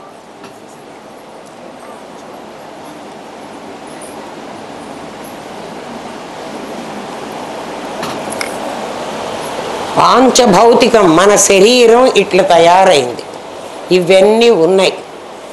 నువ్వు నా మనస్సు బాగలేదు అంటున్నావు, ఇవన్నీ కూడా నీకున్నా. మరి నువ్వెవర్రా? నువ్వు ఆ ఒకటివి. ఇవన్నీ నీకున్నా. నీకెప్పుడైనా ఏమొచ్చినా నీ మనస్సు నీకు చెప్తుంది. అందుకు మనస్సు మిడిల్లో ఉంటుంది. మిడిల్లో ఉంది చూడండి, దానికి దీనికి మధ్యలో ఉంటుంది. దానికే మన వాళ్ళు అన్నారు, నీ మనస్సుని నిర్వికల్పం చేస్తే పరమాత్మను చూపిస్తుంది, నీ మనస్సును సవికల్పం చేస్తే జగత్తును చూపిస్తుంది. మనస్సు నీ దగ్గర ఉంది. నీ మనస్సు ఎవరు అంటే, నీ మనస్సు గురించి చెప్తున్నాడు. చాలా పెద్ద పాఠం, దాని గురించి మనోనాశం దగ్గర వస్తుంది ఆ పాఠము. అది ఇప్పుడే మీకు చెప్తే మీకు చెప్పినా అర్థం కాదు, ఇప్పుడు చెప్పను కూడా. ఏమ్మా, మనస్సు ఏం చేస్తుందంటే, ఇదంతా కూడా పరమాత్మ యొక్క విభూతి. ఒకటి లైటు, ఒకటి బల్బు, ఇదంతా దాని వెలుగు. ఒకటి నేను, ఇది నా విభూతి. ఎప్పుడు మీరు అదే గుర్తుపెట్టుకోవాలి. ఒకటి నేను, అదెంత నా విభూతి. నా విభూతి అంటే ఏమిటి? నేను నా విభూతి. పరమాత్మ విభూతి పాదంలో 10వ అధ్యాయం అనుకుంటాను, 10వ అధ్యాయంలో ఏం చెప్పాడు? నేను ఋషులలో వాణ్ణి నేనే, హిమాలయ పర్వతం నేనే, సముద్రం నేనే, నారద మహర్షిని నేనే, విష్ణువు నేనే. అన్నీ నేనే నేనే అంటే ఆయన అన్ని నేనేలు ఎందుకున్నాడంటే ఈ ఒకటే, ఇవన్నీ నా విభూతి. ఈ బల్బ్ అంటోంది ఈ వెలుగు నేనే, ఆ బల్బ్ అంటోంది ఆ వెలుగు నేనే. ఈ ఇద్దరి బల్బులకి పైన ఉన్న కరెంట్ అంటోంది అది నేనే, ఇది నేనే. మరి విభూతి పాదం అర్థం కాదా మీకు? ఇప్పుడు అన్నీ నేనే అన్నాడు కృష్ణ పరమాత్మ. ఆయన అదెంత ఎందుకు అవుతాడో అంతే. అన్ని జన్మలు ఎత్తాడనే, జన్మలు ఎత్తితే అవి లేకుండా పోవాలి. ఇప్పుడు ఉన్నాయి కదా, ఉన్నాయి అంటే ఏమిటి అర్థం? అవిగా ఆయనే ఉన్నాడు. అట్లా నీ మనస్సుగా నీవే ఉన్నావు. ఏ మనస్సు అయితే, మరి బాగా అర్థం చేసుకోండిరా, ఏ మనస్సు అయితే నిర్వికల్పం కాకుండా సవికల్పమైందో ఎక్కడవుతుంది? ఓం దగ్గర అవుతుంది. ఓం అనేది మనకు మధ్యలో ఉందని చెప్పాను. ఓమిత్యేకాక్షరం బ్రహ్మ. ఓం అనేటువంటి ఒక్క అక్షరం బ్రహ్మ పదార్థం. బ్రహ్మ పదార్థం ఏమిట్రా అంటే, బ్రహ్మ అంటే అది అకార ఉకార మకారాలు, అవి ఓం అయింది ఎందుకో మీకు చెప్పాను కదా. ఆ ఓం అనేటువంటిది పై భాగంలో ఒకటి ఉంది. మనం ఇందాక ఇట్లా చెప్పుకున్నాం కదా, 1 5 అయింది, 5 15. ఇప్పుడు ఈ 5 ఎన్ని అయింది? ఈ 5 ఎన్ని అయినాయి? 24 అవుతాయి. 24 తత్వాలు అంటారు నీ దగ్గర ఉన్నాయి కదా. ఇందులో ఏదో ఒకదానికి రోగం వచ్చిందనుకో, వెంటనే నీకు నా కాలు నొప్పి, నాకు తల నొప్పి, నా చెయ్యి నొప్పి, నా వేలు నొప్పి. ఇవన్నీ ఏమిటి? ఎవరు చెప్తున్నారు నీకు? ఎవరు చెప్తున్నారు? నీ మనస్సు చెప్తుంది. నీ మనస్సే నీకు చెప్తుంది. అందుకని మన ఏవ మనుష్యాణం కారణం బంధ మోక్ష. నీకు శరీరం మీద బాగా ఇష్టం కలిగించి నిన్ను బాధించేది నీ మనస్సే. నీకు శరీరం మీద అయిష్టం కలిగించి పరమాత్మలో నిలబెట్టేది నీ మనస్సే. ఎందుకని అంటే అది సూక్ష్మ శరీరంగా ఉంది నీ దగ్గర. స్థూల శరీరం బండ, దానికేం తెలీదు. మొద్దు పడుకొని నిద్రపోమంటే పోతుంది, ఇంత తిను అంటే బాగా మింగుతుంది, ఇంకా ఎక్కువై తినవే అంటే ఇంకా తింటాలి అంటుంది. ఎందుకంటే నాలుక రుచి చెప్తోంది, జ్ఞానేంద్రియాలు కదా. ఎప్పటిదాకా తింటావురా అంటే, పొట్ట నేను ఇంకా భరించలేను, నేను బయటికి కక్కుతాను అన్నదాకా తింటుంది. తింటుందా? తింటలేదా? రుచిగా ఉంటే ఇంకో ముద్ద తింటున్నారా లేదా? తినేటప్పుడు ఒక్కసారి ఆలోచించుకోండి. మా గురుదేవులు మాకు చెప్పిన మాట, మనం ఈ లైఫ్ టైంలో అరుణ్ గోవిల్ని రాముడిగా వేషం వేసుకోమన్నారనుకో, అప్పుడు ఏమంటాడు ఆ డైరెక్టరు, నాయన ఈ రాముడి వేషం కంప్లీట్ అయ్యేదాకా నీకు రోజు ఇంత డబ్బులు ఇవ్వను, రాముడి వేషం కంప్లీట్ అయ్యేదాకా నీకు ఇంత అమౌంట్ ఇస్తా. మనకి కూడా వ్యవహార సత్యంలో ఒక శరీరం ఇచ్చాడు దేవుడు. ఇది వేషం కదా, ఇందా నుంచి చెప్పు ఉన్నాం కదా. ఇందులో నీకు ఇంత ఆహారం ఇచ్చాను, ఈ ఆహారాన్ని నువ్వు తక్కువ రోజుల్లో తినేసావనుకో, అది అయిపోతే మా గురుదేవులు మాకు చెప్పేవాళ్ళు, చాలామంది ఆడవాళ్ళు భర్తని ఇంకొంచెం పెట్టుకో, ఈ కాస్త తిను అని వాడికి పెట్టి, వాడికి పెడుతున్నారంటే బాగా గుర్తుపెట్టుకోండి, వాడికి కలిపి వాడు తింటాడు, మీరు పెట్టక్కర్లే. వాడికి తెచ్చుకున్న అన్నం అంతా వాడికి ముందు పెట్టేసి, ఇంకా నాయన ఇంకా వెళ్ళారా. మీరేమనుకుంటారంటే ప్రేమగా పెడుతున్నాను అంటారు, అది మోహం, తమస్సు. ఇంకా కాస్త పెట్టుకో. ఇంకా వీళ్ళు ఏం చేస్తారంటే ఈ ఆడవాళ్ళు, మా గురుదేవులు మాకు చెప్పిన మాట చెప్తున్నా, అబ్బా అమ్మ ఇట్లా ఆడవాళ్ళని మగవాళ్ళని ఇట్లా మాటలు అంటారు అట్లా అనుకోవకండి. వారు చెప్పిన మాటే నేను చెబుతున్నా, ఇది వారిది అమ్మ, నాది కాదు. ఆయన మనకి మరి చెప్పారు. గిన్నెలో కొంచెం మిగులుతుందనుకో, ఈ కాస్త ఏం చేస్తానులే అబ్బా, పొట్టలో పడేద్దాం. అరే నీ పొట్ట ఏమన్నా శ్మశానమా? దాంట్లో అన్ని ఎముకలు కండరాలు అన్నీ వేయడానికి కదా. అది డస్ట్బిన్నా? అక్కర్లేనివన్నీ దానిలో పారేస్తావా? అది భరించాలా? ఒక్కసారి ఆలోచించు.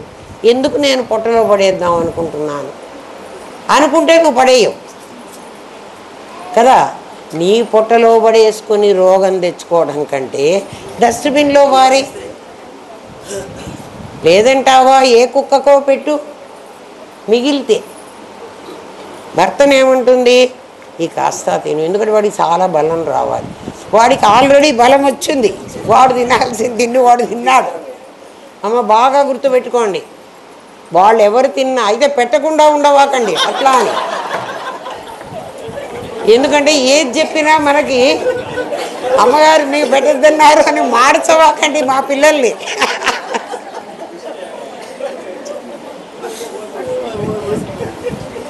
అమ్మ నువ్వే చెప్పావు, నాకేం ఇంట్లో అన్నం పెట్టడం లేదు, రేపు మా పిల్లలు వచ్చి నాకు అడిగే పని చేయవాకండి. ఎవడికి కావాల్సింది వాడు తింటాడు కదా. ఎంత కావాలో అంత తింటాడు. నువ్వు బలవంతం చేసి నాటకంలో ఎవడికెవడు ఎందుకు పెట్టాలరా?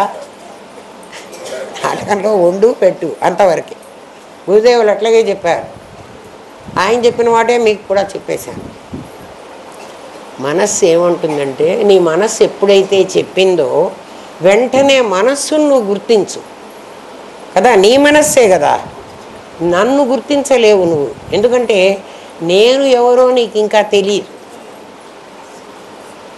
నా మనస్సు నాకు తెలుసు. ఎందుకంటే అది కష్టపడటం కూడా నువ్వు చూస్తున్నావు కదా. అందరికీ మనస్సు ఉందని తెలుసు కదా అమ్మ, అందరికీ తెలుసు కదా. మనసు ఎట్లుంటుందో చెప్పండి. మనసు అందరికీ తెలుసు, ఎట్లా ఉంటుందో చెప్పండి. అందరికీ బంగారం తెలుసు, బంగారం ఎట్లా ఉంటుంది అని అడిగితే చెప్పగలరు. బంగారం ఎట్లుంటుంది అంటే పచ్చగా ఉంటుంది, బరువుగా ఉంటుంది, మెరుపుగా ఉంటుంది. బంగారానికి చాలా మనసు ఎట్లుంటుందో చెప్పండి. ఎందుకు చెప్పలేరంటే మనస్సే పరమాత్మ. పరమాత్మ మీకు కనపడడు, మనస్సే పరమాత్మ. ఎందుకు అయిందండి? పరమాత్మ వేరే ఉన్నాడు కదా అంటే, ఇది నేను, ఇది నా విభూతి. ఆ వెలుగు, ఈ వెలుగు, ఆ బల్బు ఒకటే. అర్థమైందా? ఇప్పుడు మనస్సు ఎవరు? ఇప్పటికీ అరే పరమాత్మ తెలియలేదు కదురా. ముందు ఉట్టికెక్కించాలి, తర్వాత స్వర్గానికి ఎక్కించాలి. ముందే స్వర్గం అంటే ఉట్టే ఎక్కలేనమ్మ, స్వర్గం ఏమి ఎక్కుతుంది. అర్థమైందా? ఈ పాఠం అర్థమైందా? మన శరీరంలో ఇన్ని భాగాలు ఉన్నాయి. ఈ ఇన్ని భాగాలకి కష్టమో సుఖమో బాధో ఏదో వస్తుంది. వీటికే డాక్టర్ చికిత్స చేయగలడు. దీనికి రోగం రాదు, దీనికి చికిత్స అవసరం లేదు. అర్థమైందా? సరే, ఇప్పుడు వినండి. ఇంకా ఇందులో చాలా చెప్పాల్సింది. ఇదంతా అర్థమైందా? ఇదంతా పరమాత్మ విభూతి, ఇదంతా వ్యావహారిక సత్యం, ఇది పారమార్థిక సత్యం. ఇది ఎక్కడుంటుంది? ఓంకు పైన ఉంటుంది. ఇదంతా ఓంకి కింద ఉంటుంది కదా. బ్రహ్మ ఎక్కడున్నాడు? ఓం దగ్గర ఉన్నాడు. మర్చిపోతున్నారేంటారా? అకార ఉకార మకారాలు కదా బ్రహ్మస్థానం. ఆ మూడు కలిస్తే కదా ఓం అని వచ్చింది. పరమాత్మ గీతలో చెప్పింది ఈ ఓమే కదా. ఓమిత్యేకాక్షరం బ్రహ్మ వ్యాహరన్ మామనుస్మరన్.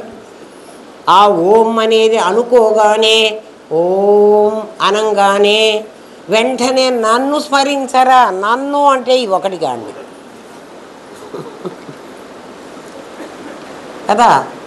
ఓంకి యువతలు ఏమైతే ఉందో చూడండి. మనం ఏ పూజ చేసినా సంకల్పం చేయమంటాడు. సంకల్పం ఎవరు చేస్తారు? మనస్సు చేయాలి. వాడు ఎక్కడో కూర్చొని ఉంటాడు, పీటల మీద కూర్చొని ఉంటాడు. కూర్చున్నా కూడా సత్యనారాయణ వ్రతం వాళ్ళ బాస్ని ఆఫీసర్లో ఎవరినో పిలిచి ఉంటాడు. వాళ్ళు ఇంకా రాలేదే అని వీడు చూస్తుంటాడు. ఈ పక్కన పురోహితుడు కూర్చొని ఉంటాడు. ఈయన ఏమంటాడంటే, సార్ మీరు సంకల్పం చెయ్యండి అంటారు. సంకల్పం చెయ్యమంటే ఏమిటి? మనస్సుని ఇక్కడ పెట్టవయ్యా. సంకల్పంలో ఏం చెప్పిస్తాడు పురోహితుడు అంటే, అస్మాకం సహ కుటుంబానాం. అయ్యా నేను, నా కుటుంబం. నా కుటుంబం ఎవరు? నా పెళ్ళాం, నా పిల్లలు, అంతే. ఇప్పుడు కొత్తగా ఏం ట్రెండ్ నేర్చుకున్నారంటే ఈ మనుషులు, అక్కడికి వెళ్ళిన తర్వాత ఆ గురువుగారు కదా, ఆ పురోహితుడు దేవుడికి పూజ చేద్దామని సంకల్పం చెప్పిస్తాడు వీడి చేత. నేను నా అస్మాకం సహకుటుంబానాం అంటే అయిపోయింది. అదే ఒకవేళ భర్త లేకుండా భార్య ఒక్కదే గుడికి వెళ్ళిందనుకో, మామ భర్త సహా అని చెప్పిస్తాడు ఆయన సంకల్పం. సాధారణంగా ఆడపిల్లలు అట్లా వెళ్ళారు. వెళితే ఒకవేళ అట్లా చెప్పిస్తాడు సంకల్పాన్ని. వీళ్ళు వెంటనే సహకుటుంబానాం అంటే వాళ్ళే వచ్చారు. ఎవరు వచ్చారు? ఆ భార్య, ఆ పిల్లలు వచ్చేసారు. భార్య నక్షత్రం, భార్య పేరు. ఎందుకంటే వాడు పెళ్లిలో చెప్పించారో చెప్పించలేదో ఇక్కడ దేవుడి దగ్గర ఒకసారి చూద్దామని. వాళ్ళ పిల్లల పేరు, పిల్లల నక్షత్రాలు, మళ్ళీ అందులో ఒకళ్ళ నక్షత్రం మర్చిపోయి ఉంటే వాళ్ళ పేరు కూడా.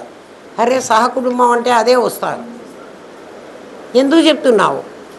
వీడి తృప్తి కోసం, వీడిచ్చే డబ్బుల కోసం వాడు కూడా చెబుతాడు. మీ నక్షత్రం ఏంటండి, మీ భార్య పేరు ఎందుకు, వాడి భార్య పేరు వీడికి ఎందుకు, వాడి కొడుకుల పేరు వీడికి ఎందుకు, అనవసరం కదా. సంకల్పం చెప్పు అంటే అర్థం ఏమిటి? నీవు నీ మనస్సులో భగవంతుడి దగ్గరికి, ఆ మధ్యలోది మిడిల్లోది కదా అది, ఏది మనస్సు, దాన్ని అటువైపు తిప్పరా, ఇటు పెట్టవాకురా. ఇటు పెడితే ఏమొస్తుంది? వ్యావహారిక సత్యంలో పడతావు. అటు పెడితే ఏమొస్తుంది? నువ్వు వ్యావహారిక సత్యంలోనే వ్రతం చేస్తున్నావు కాబట్టి క్షేమం ఎవరికి? ఒకటికి అక్కర్లేదు క్షేమం. ఎందుకంటే ఒకటికి శత్రువులు లేరు, ఒకటికి రోగాలు లేవు, ఒకటిని బాధించేవాడే లేడు. ఎందుకంటే అంతా ఉన్నది వాడొక్కడే. క్షేమ, స్థైర్య, విజయ, అభయ, ఆయువు, ఆరోగ్య, ఇవి ఎవరికో చెప్పండి, మీరే చెప్పండి. నాది కనకూడదు మీరు కదా. మళ్ళీ నాది నేను అని ఇప్పుడు చెప్పానా? చెప్పలే.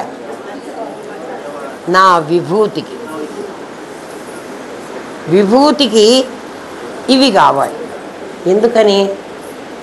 నాటకంలో కాస్ట్యూమ్స్ సరిగ్గా వేసుకోకపోతే నాటకం రక్తి కట్టదు. ఇవన్నీ నా కాస్ట్యూమ్స్. ఏవన్నీ? ఇప్పుడు చెప్పినవన్నీ. అవునా కాదా? వ్యవహారం, అది వ్యవహార సత్యం అంటే అది బాగా తెలిసిందనుకో, మీకు ఏ కష్టం వచ్చినా అది కష్టం అనిపించదు, అస్సలు దుఃఖం రాదు, మీరుగా ఉంటారు. ఎందుకంటే అసలు ఉన్నది మీరే. మీరు ఊరుకోకుండా ఏమైనారు? నేను భరత్గా కాస్త వేషం వేస్తాలే అనుకున్నావు, వేషం వేసావురా, అడవికి పోతే నీకేమిటి? ఆలోచించండిరా. ఇంతకంటే ఎవ్వడు చెప్పడురా, చెప్పలేడు కూడా, చెప్పడానికి ఇంకేం లేదు. ఆలోచించండి. ఏమ్మా గురుదేవా?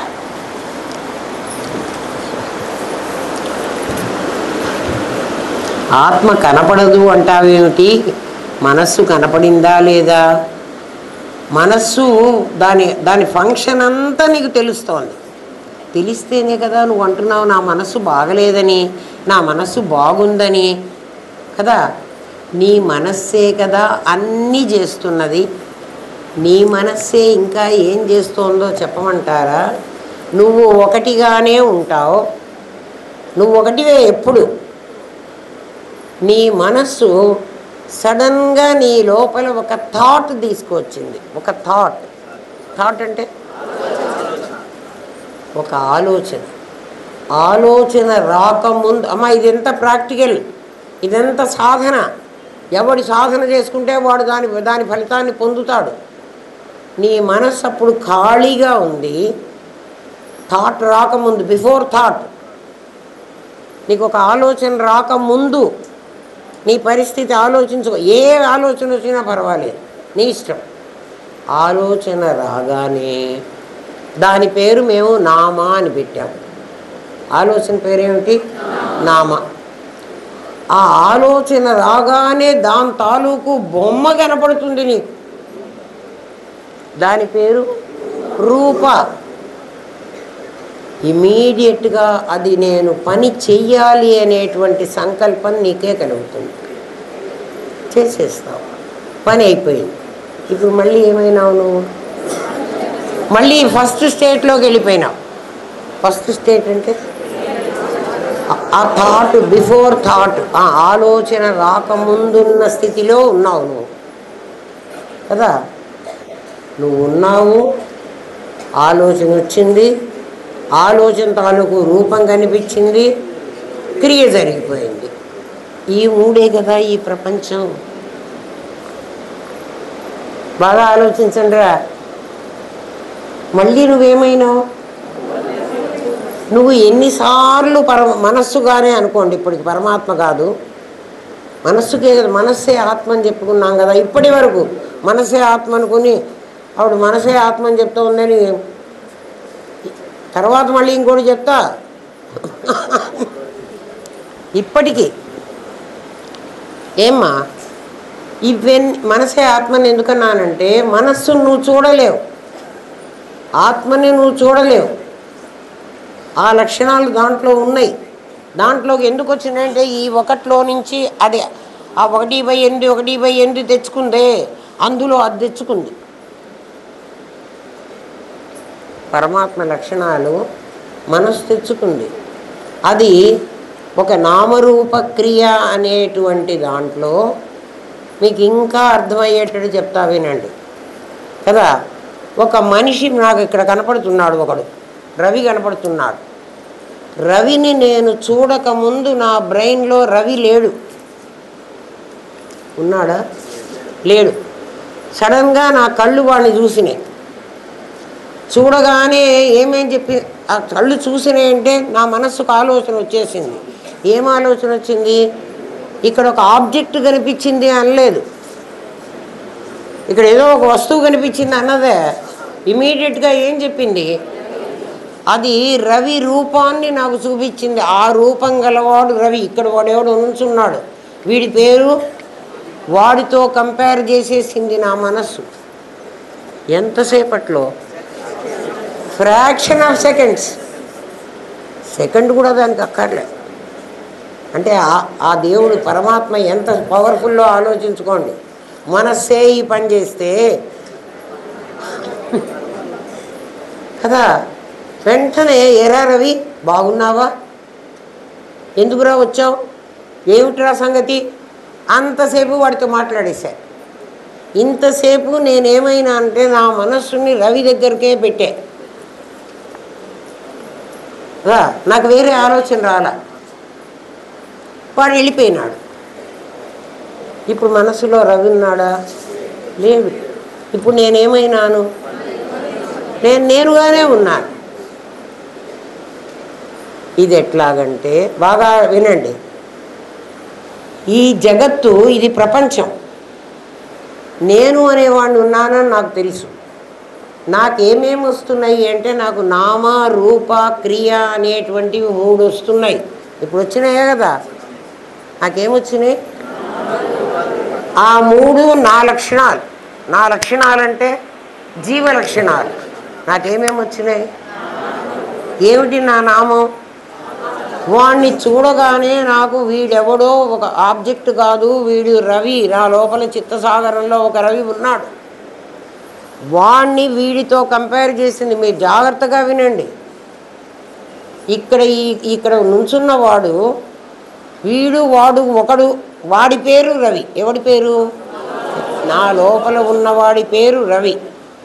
వాణ్ణి వీడి మీద వేసింది.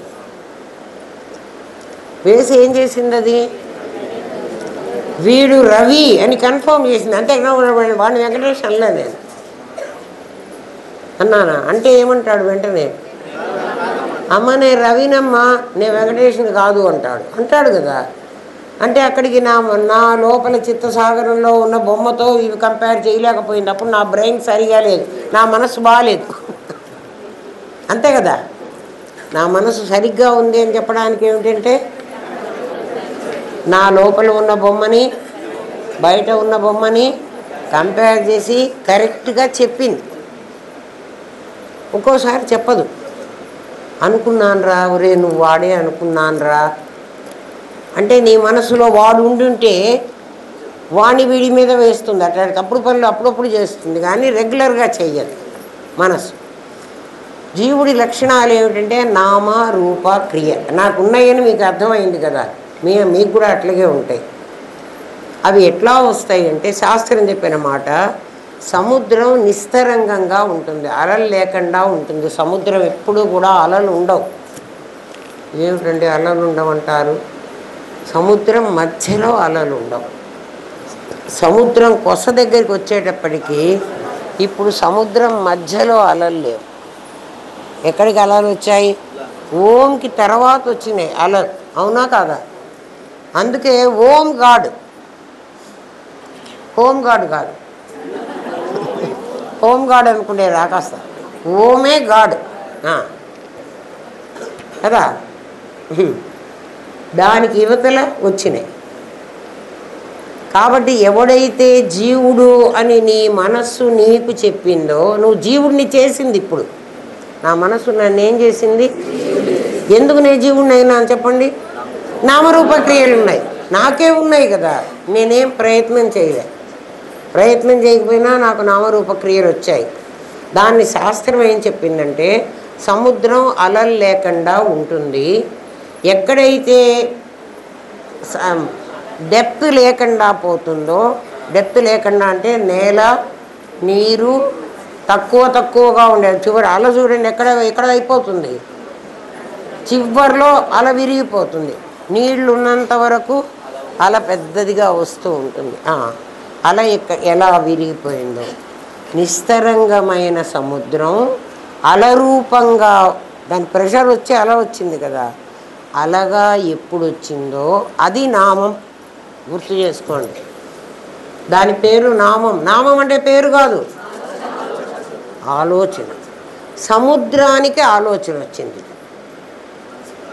సముద్రంలో అల వచ్చింది అంటే శాస్త్రం మనకు అర్థం చేయటం కోసం ఎంత కష్టపడిందో, మన ఋషులు ఎంత కష్టపడి మనకి ఈ కాన్సెప్ట్లు పెట్టారో. అసలు వాళ్ళకి ఎంత రుణపడి ఉన్నాము రా, వాళ్ళకి ఏమిచ్చి రుణం తీర్చుకోగలనరా.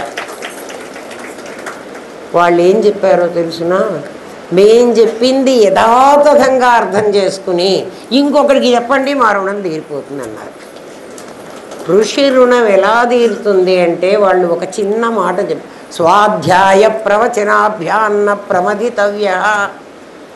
స్వాధ్యాయం చెయ్యరా నాయన, నీకు తెలిసిన విషయాన్ని నలుగురికి చెప్పరా.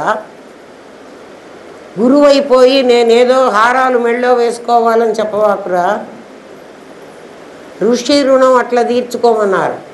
పితృ రుణం ఎట్లా తీర్చుకోమన్నా అంటే, ఒక కొడుకుని కనరా నీ పితృ రుణం తీరిపోతుంది కదా. ఋషి రుణం, పితృరుణం.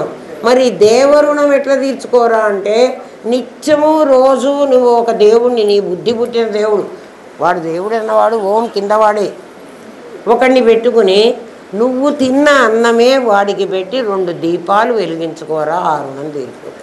అది కూడా మనం చేయటంలే. 3 బాకీలు చేసుకుని మళ్ళీ పోతున్నాం. ఇంట్లో చిన్న గూడు పెట్టుకో, గూట్లో ఒక దేవుణ్ణి పెట్టుకో. విగ్రహారాధన తప్పని నేను చెప్పను, ఎల్ఎన్ రాజు గారు చెప్తారు. నేను ఇది చెయ్యమనే చెప్తా. ఇది చేయకపోతే నీకు రాదు. నేను ఓనమాలు నేర్చుకోనండి, నాకు ఏబిసిడీలు వద్దండి, నాకు పుస్తకం పట్టించండి, పదాలు చెప్పండి అంటే ఎట్లా చెప్పమంటారు? ఇంట్లో ఒక చిన్న గూడు పెట్టుకో, ఆ గూట్లో నీకు నచ్చిన దేవుణ్ణి పెట్టుకో, నీకు ఎవరు నచ్చితే వాడిని పెట్టుకో కదా. 2 దీపాలు వెలిగించుకో కదా. ఈ పూట నెయ్యి మానుకో, తినవాకు. నాకు నెయ్యి కూడా లేదు దీపం పెట్టుకోవడానికి అని నీకు అంత గతి లేకపోతే, నువ్వు ఏం తింటావో, నేను సంకటి తింటాను, సంకటే పెట్టు. నువ్వేం తింటే అది దేవుడికి పెట్టు. ఎందుకండి మేము పెట్టాలి అంటే, మనకి ఇంత ప్రపంచాన్ని ఇచ్చి, ఇన్ని రకాల విభూతులు ఇచ్చి, ఆయన ఇంత చేస్తే ఇంత మాత్రం దేవుడికి చేయలేమా? ఋషికి రుణం ఎట్లా తీర్చా, అది చాలా కష్టం. ముందు మనకు తెలియాలి, మనకు తెలిసి ఇంకొకరికి చెప్పాలి. తెలియకుండా చెబితే అది పాపం కూడా. స్వాధ్యాయం చేయమన్నాడు, నీకు తెలిసింది వాడితో పంచుకో. వాడితో పంచుకుండేప్పుడు ప్రతిసారి చెప్పమన్నాడు, ఒరే ఇది నీకు అర్థం కాకపోతే, నీకు ఇది తప్పనిపిస్తే నన్ను అడగరా, నేను ఇప్పుడే చెబుతాను. ఎందుకంటే నీకేది తెలిసిందో వాడికి అదే తెలియాలి, అది అప్పుడే నీది కరెక్ట్. ఎందుకంటే నీ లోపల ఉన్నవాడు నా లోపల ఉన్నవాడు ఒకడే కదా. మరి నా లోపల ఉన్నవాడు ఏం చెప్పాడో నీ లోపలి వాడు కూడా అదే చెప్తేనే కదా అది కరెక్ట్ అయ్యేది. అవునా కాదా? ఇప్పుడు చూడండి, స్వాధ్యాయం చేయమన్నాడు. సముద్రంలో అల వచ్చింది, అక్కడ కదా మనం ఉన్నాం. అల వచ్చిందంటే నామం వచ్చింది, సముద్రానికి ఆలోచన వచ్చింది. ఆలోచన ఎవరుగా వచ్చింది? అల రూపంగా వచ్చింది. అల ఏమిటి? నీరే. సముద్రము నీరే, అల కూడా నథింగ్ బట్ వాటర్. అంతేనా? సముద్రపు అల కూడా నీరే. ఆ నీరు వచ్చిన తర్వాత దాంట్లో బుడగలు వచ్చినాయి, దాంట్లో ఫేనం వచ్చింది. బుడగలు ఫేనము సముద్రంలో భాగాలేనా, నీటి భాగాలేనా? కాదా, నీటి భాగాలే. అల వచ్చిన తర్వాత రూపం అది. ఏది రూపం? అల ఒక రూపం, అలలో బుడగ ఒక రూపం, అలలో నురుగు ఒక రూపం. నురుగు ఇవన్నీ నాకు ఆలోచన వచ్చింది, ఆలోచన ఒక రూపం ధరించింది. నీళ్ళకి రూపం లేదు, అలకి రూపం ఉంది. అల ఎత్తుగా ఉంది, అల పెద్దదిగా ఉంది, అలలో ఇన్ని బుడగలు ఉన్నాయి. ఈ బుడగలన్నీ ఈ ప్రపంచం, ఈ జీవరాశులు.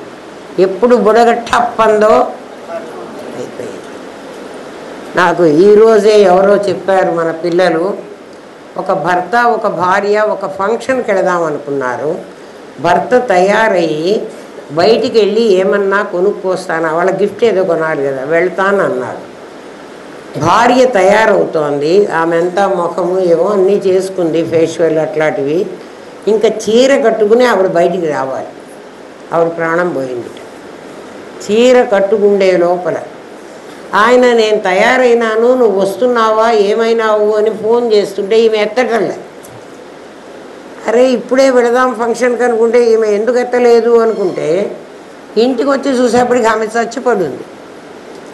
అంటే బుడగ ఎప్పుడు పట్టున పగులుతుందో మనకి తెలియదు. అలా నామం, ఆ బుడగ, ఆ నురుగు, అవన్నీ జీవరాశి రూపం. దాని నడక క్రియ. కాబట్టి నామరూప క్రియలు జీవుడి దగ్గర ఉన్నాయి. ఇప్పుడు అలజీవుడు, దేవుడు ఎవరు? అల జీవుడు అనకుండా మనస్సు. మనస్సే కదా జీవుడు, మనస్సే కదరా విభూతి, జీవుడు. నేను ఎప్పుడు జీవుణ్ణి అయిపోయినానో అంటే నన్ను నేను పరిమితం చేసుకున్నా. పరిమితం చేసుకున్నా కదా, నేను చిన్నవాడిని అయిపోయినా. ఎందుకని? నేను దేవుడు అంటలే, నన్ను నేను పరిమితం చేసుకున్నా. వెంటనే నాకంటే పెద్దగా ఈ ప్రపంచం కనపడుతుంది. దీన్ని జగత్ అని తీరాలి నేను.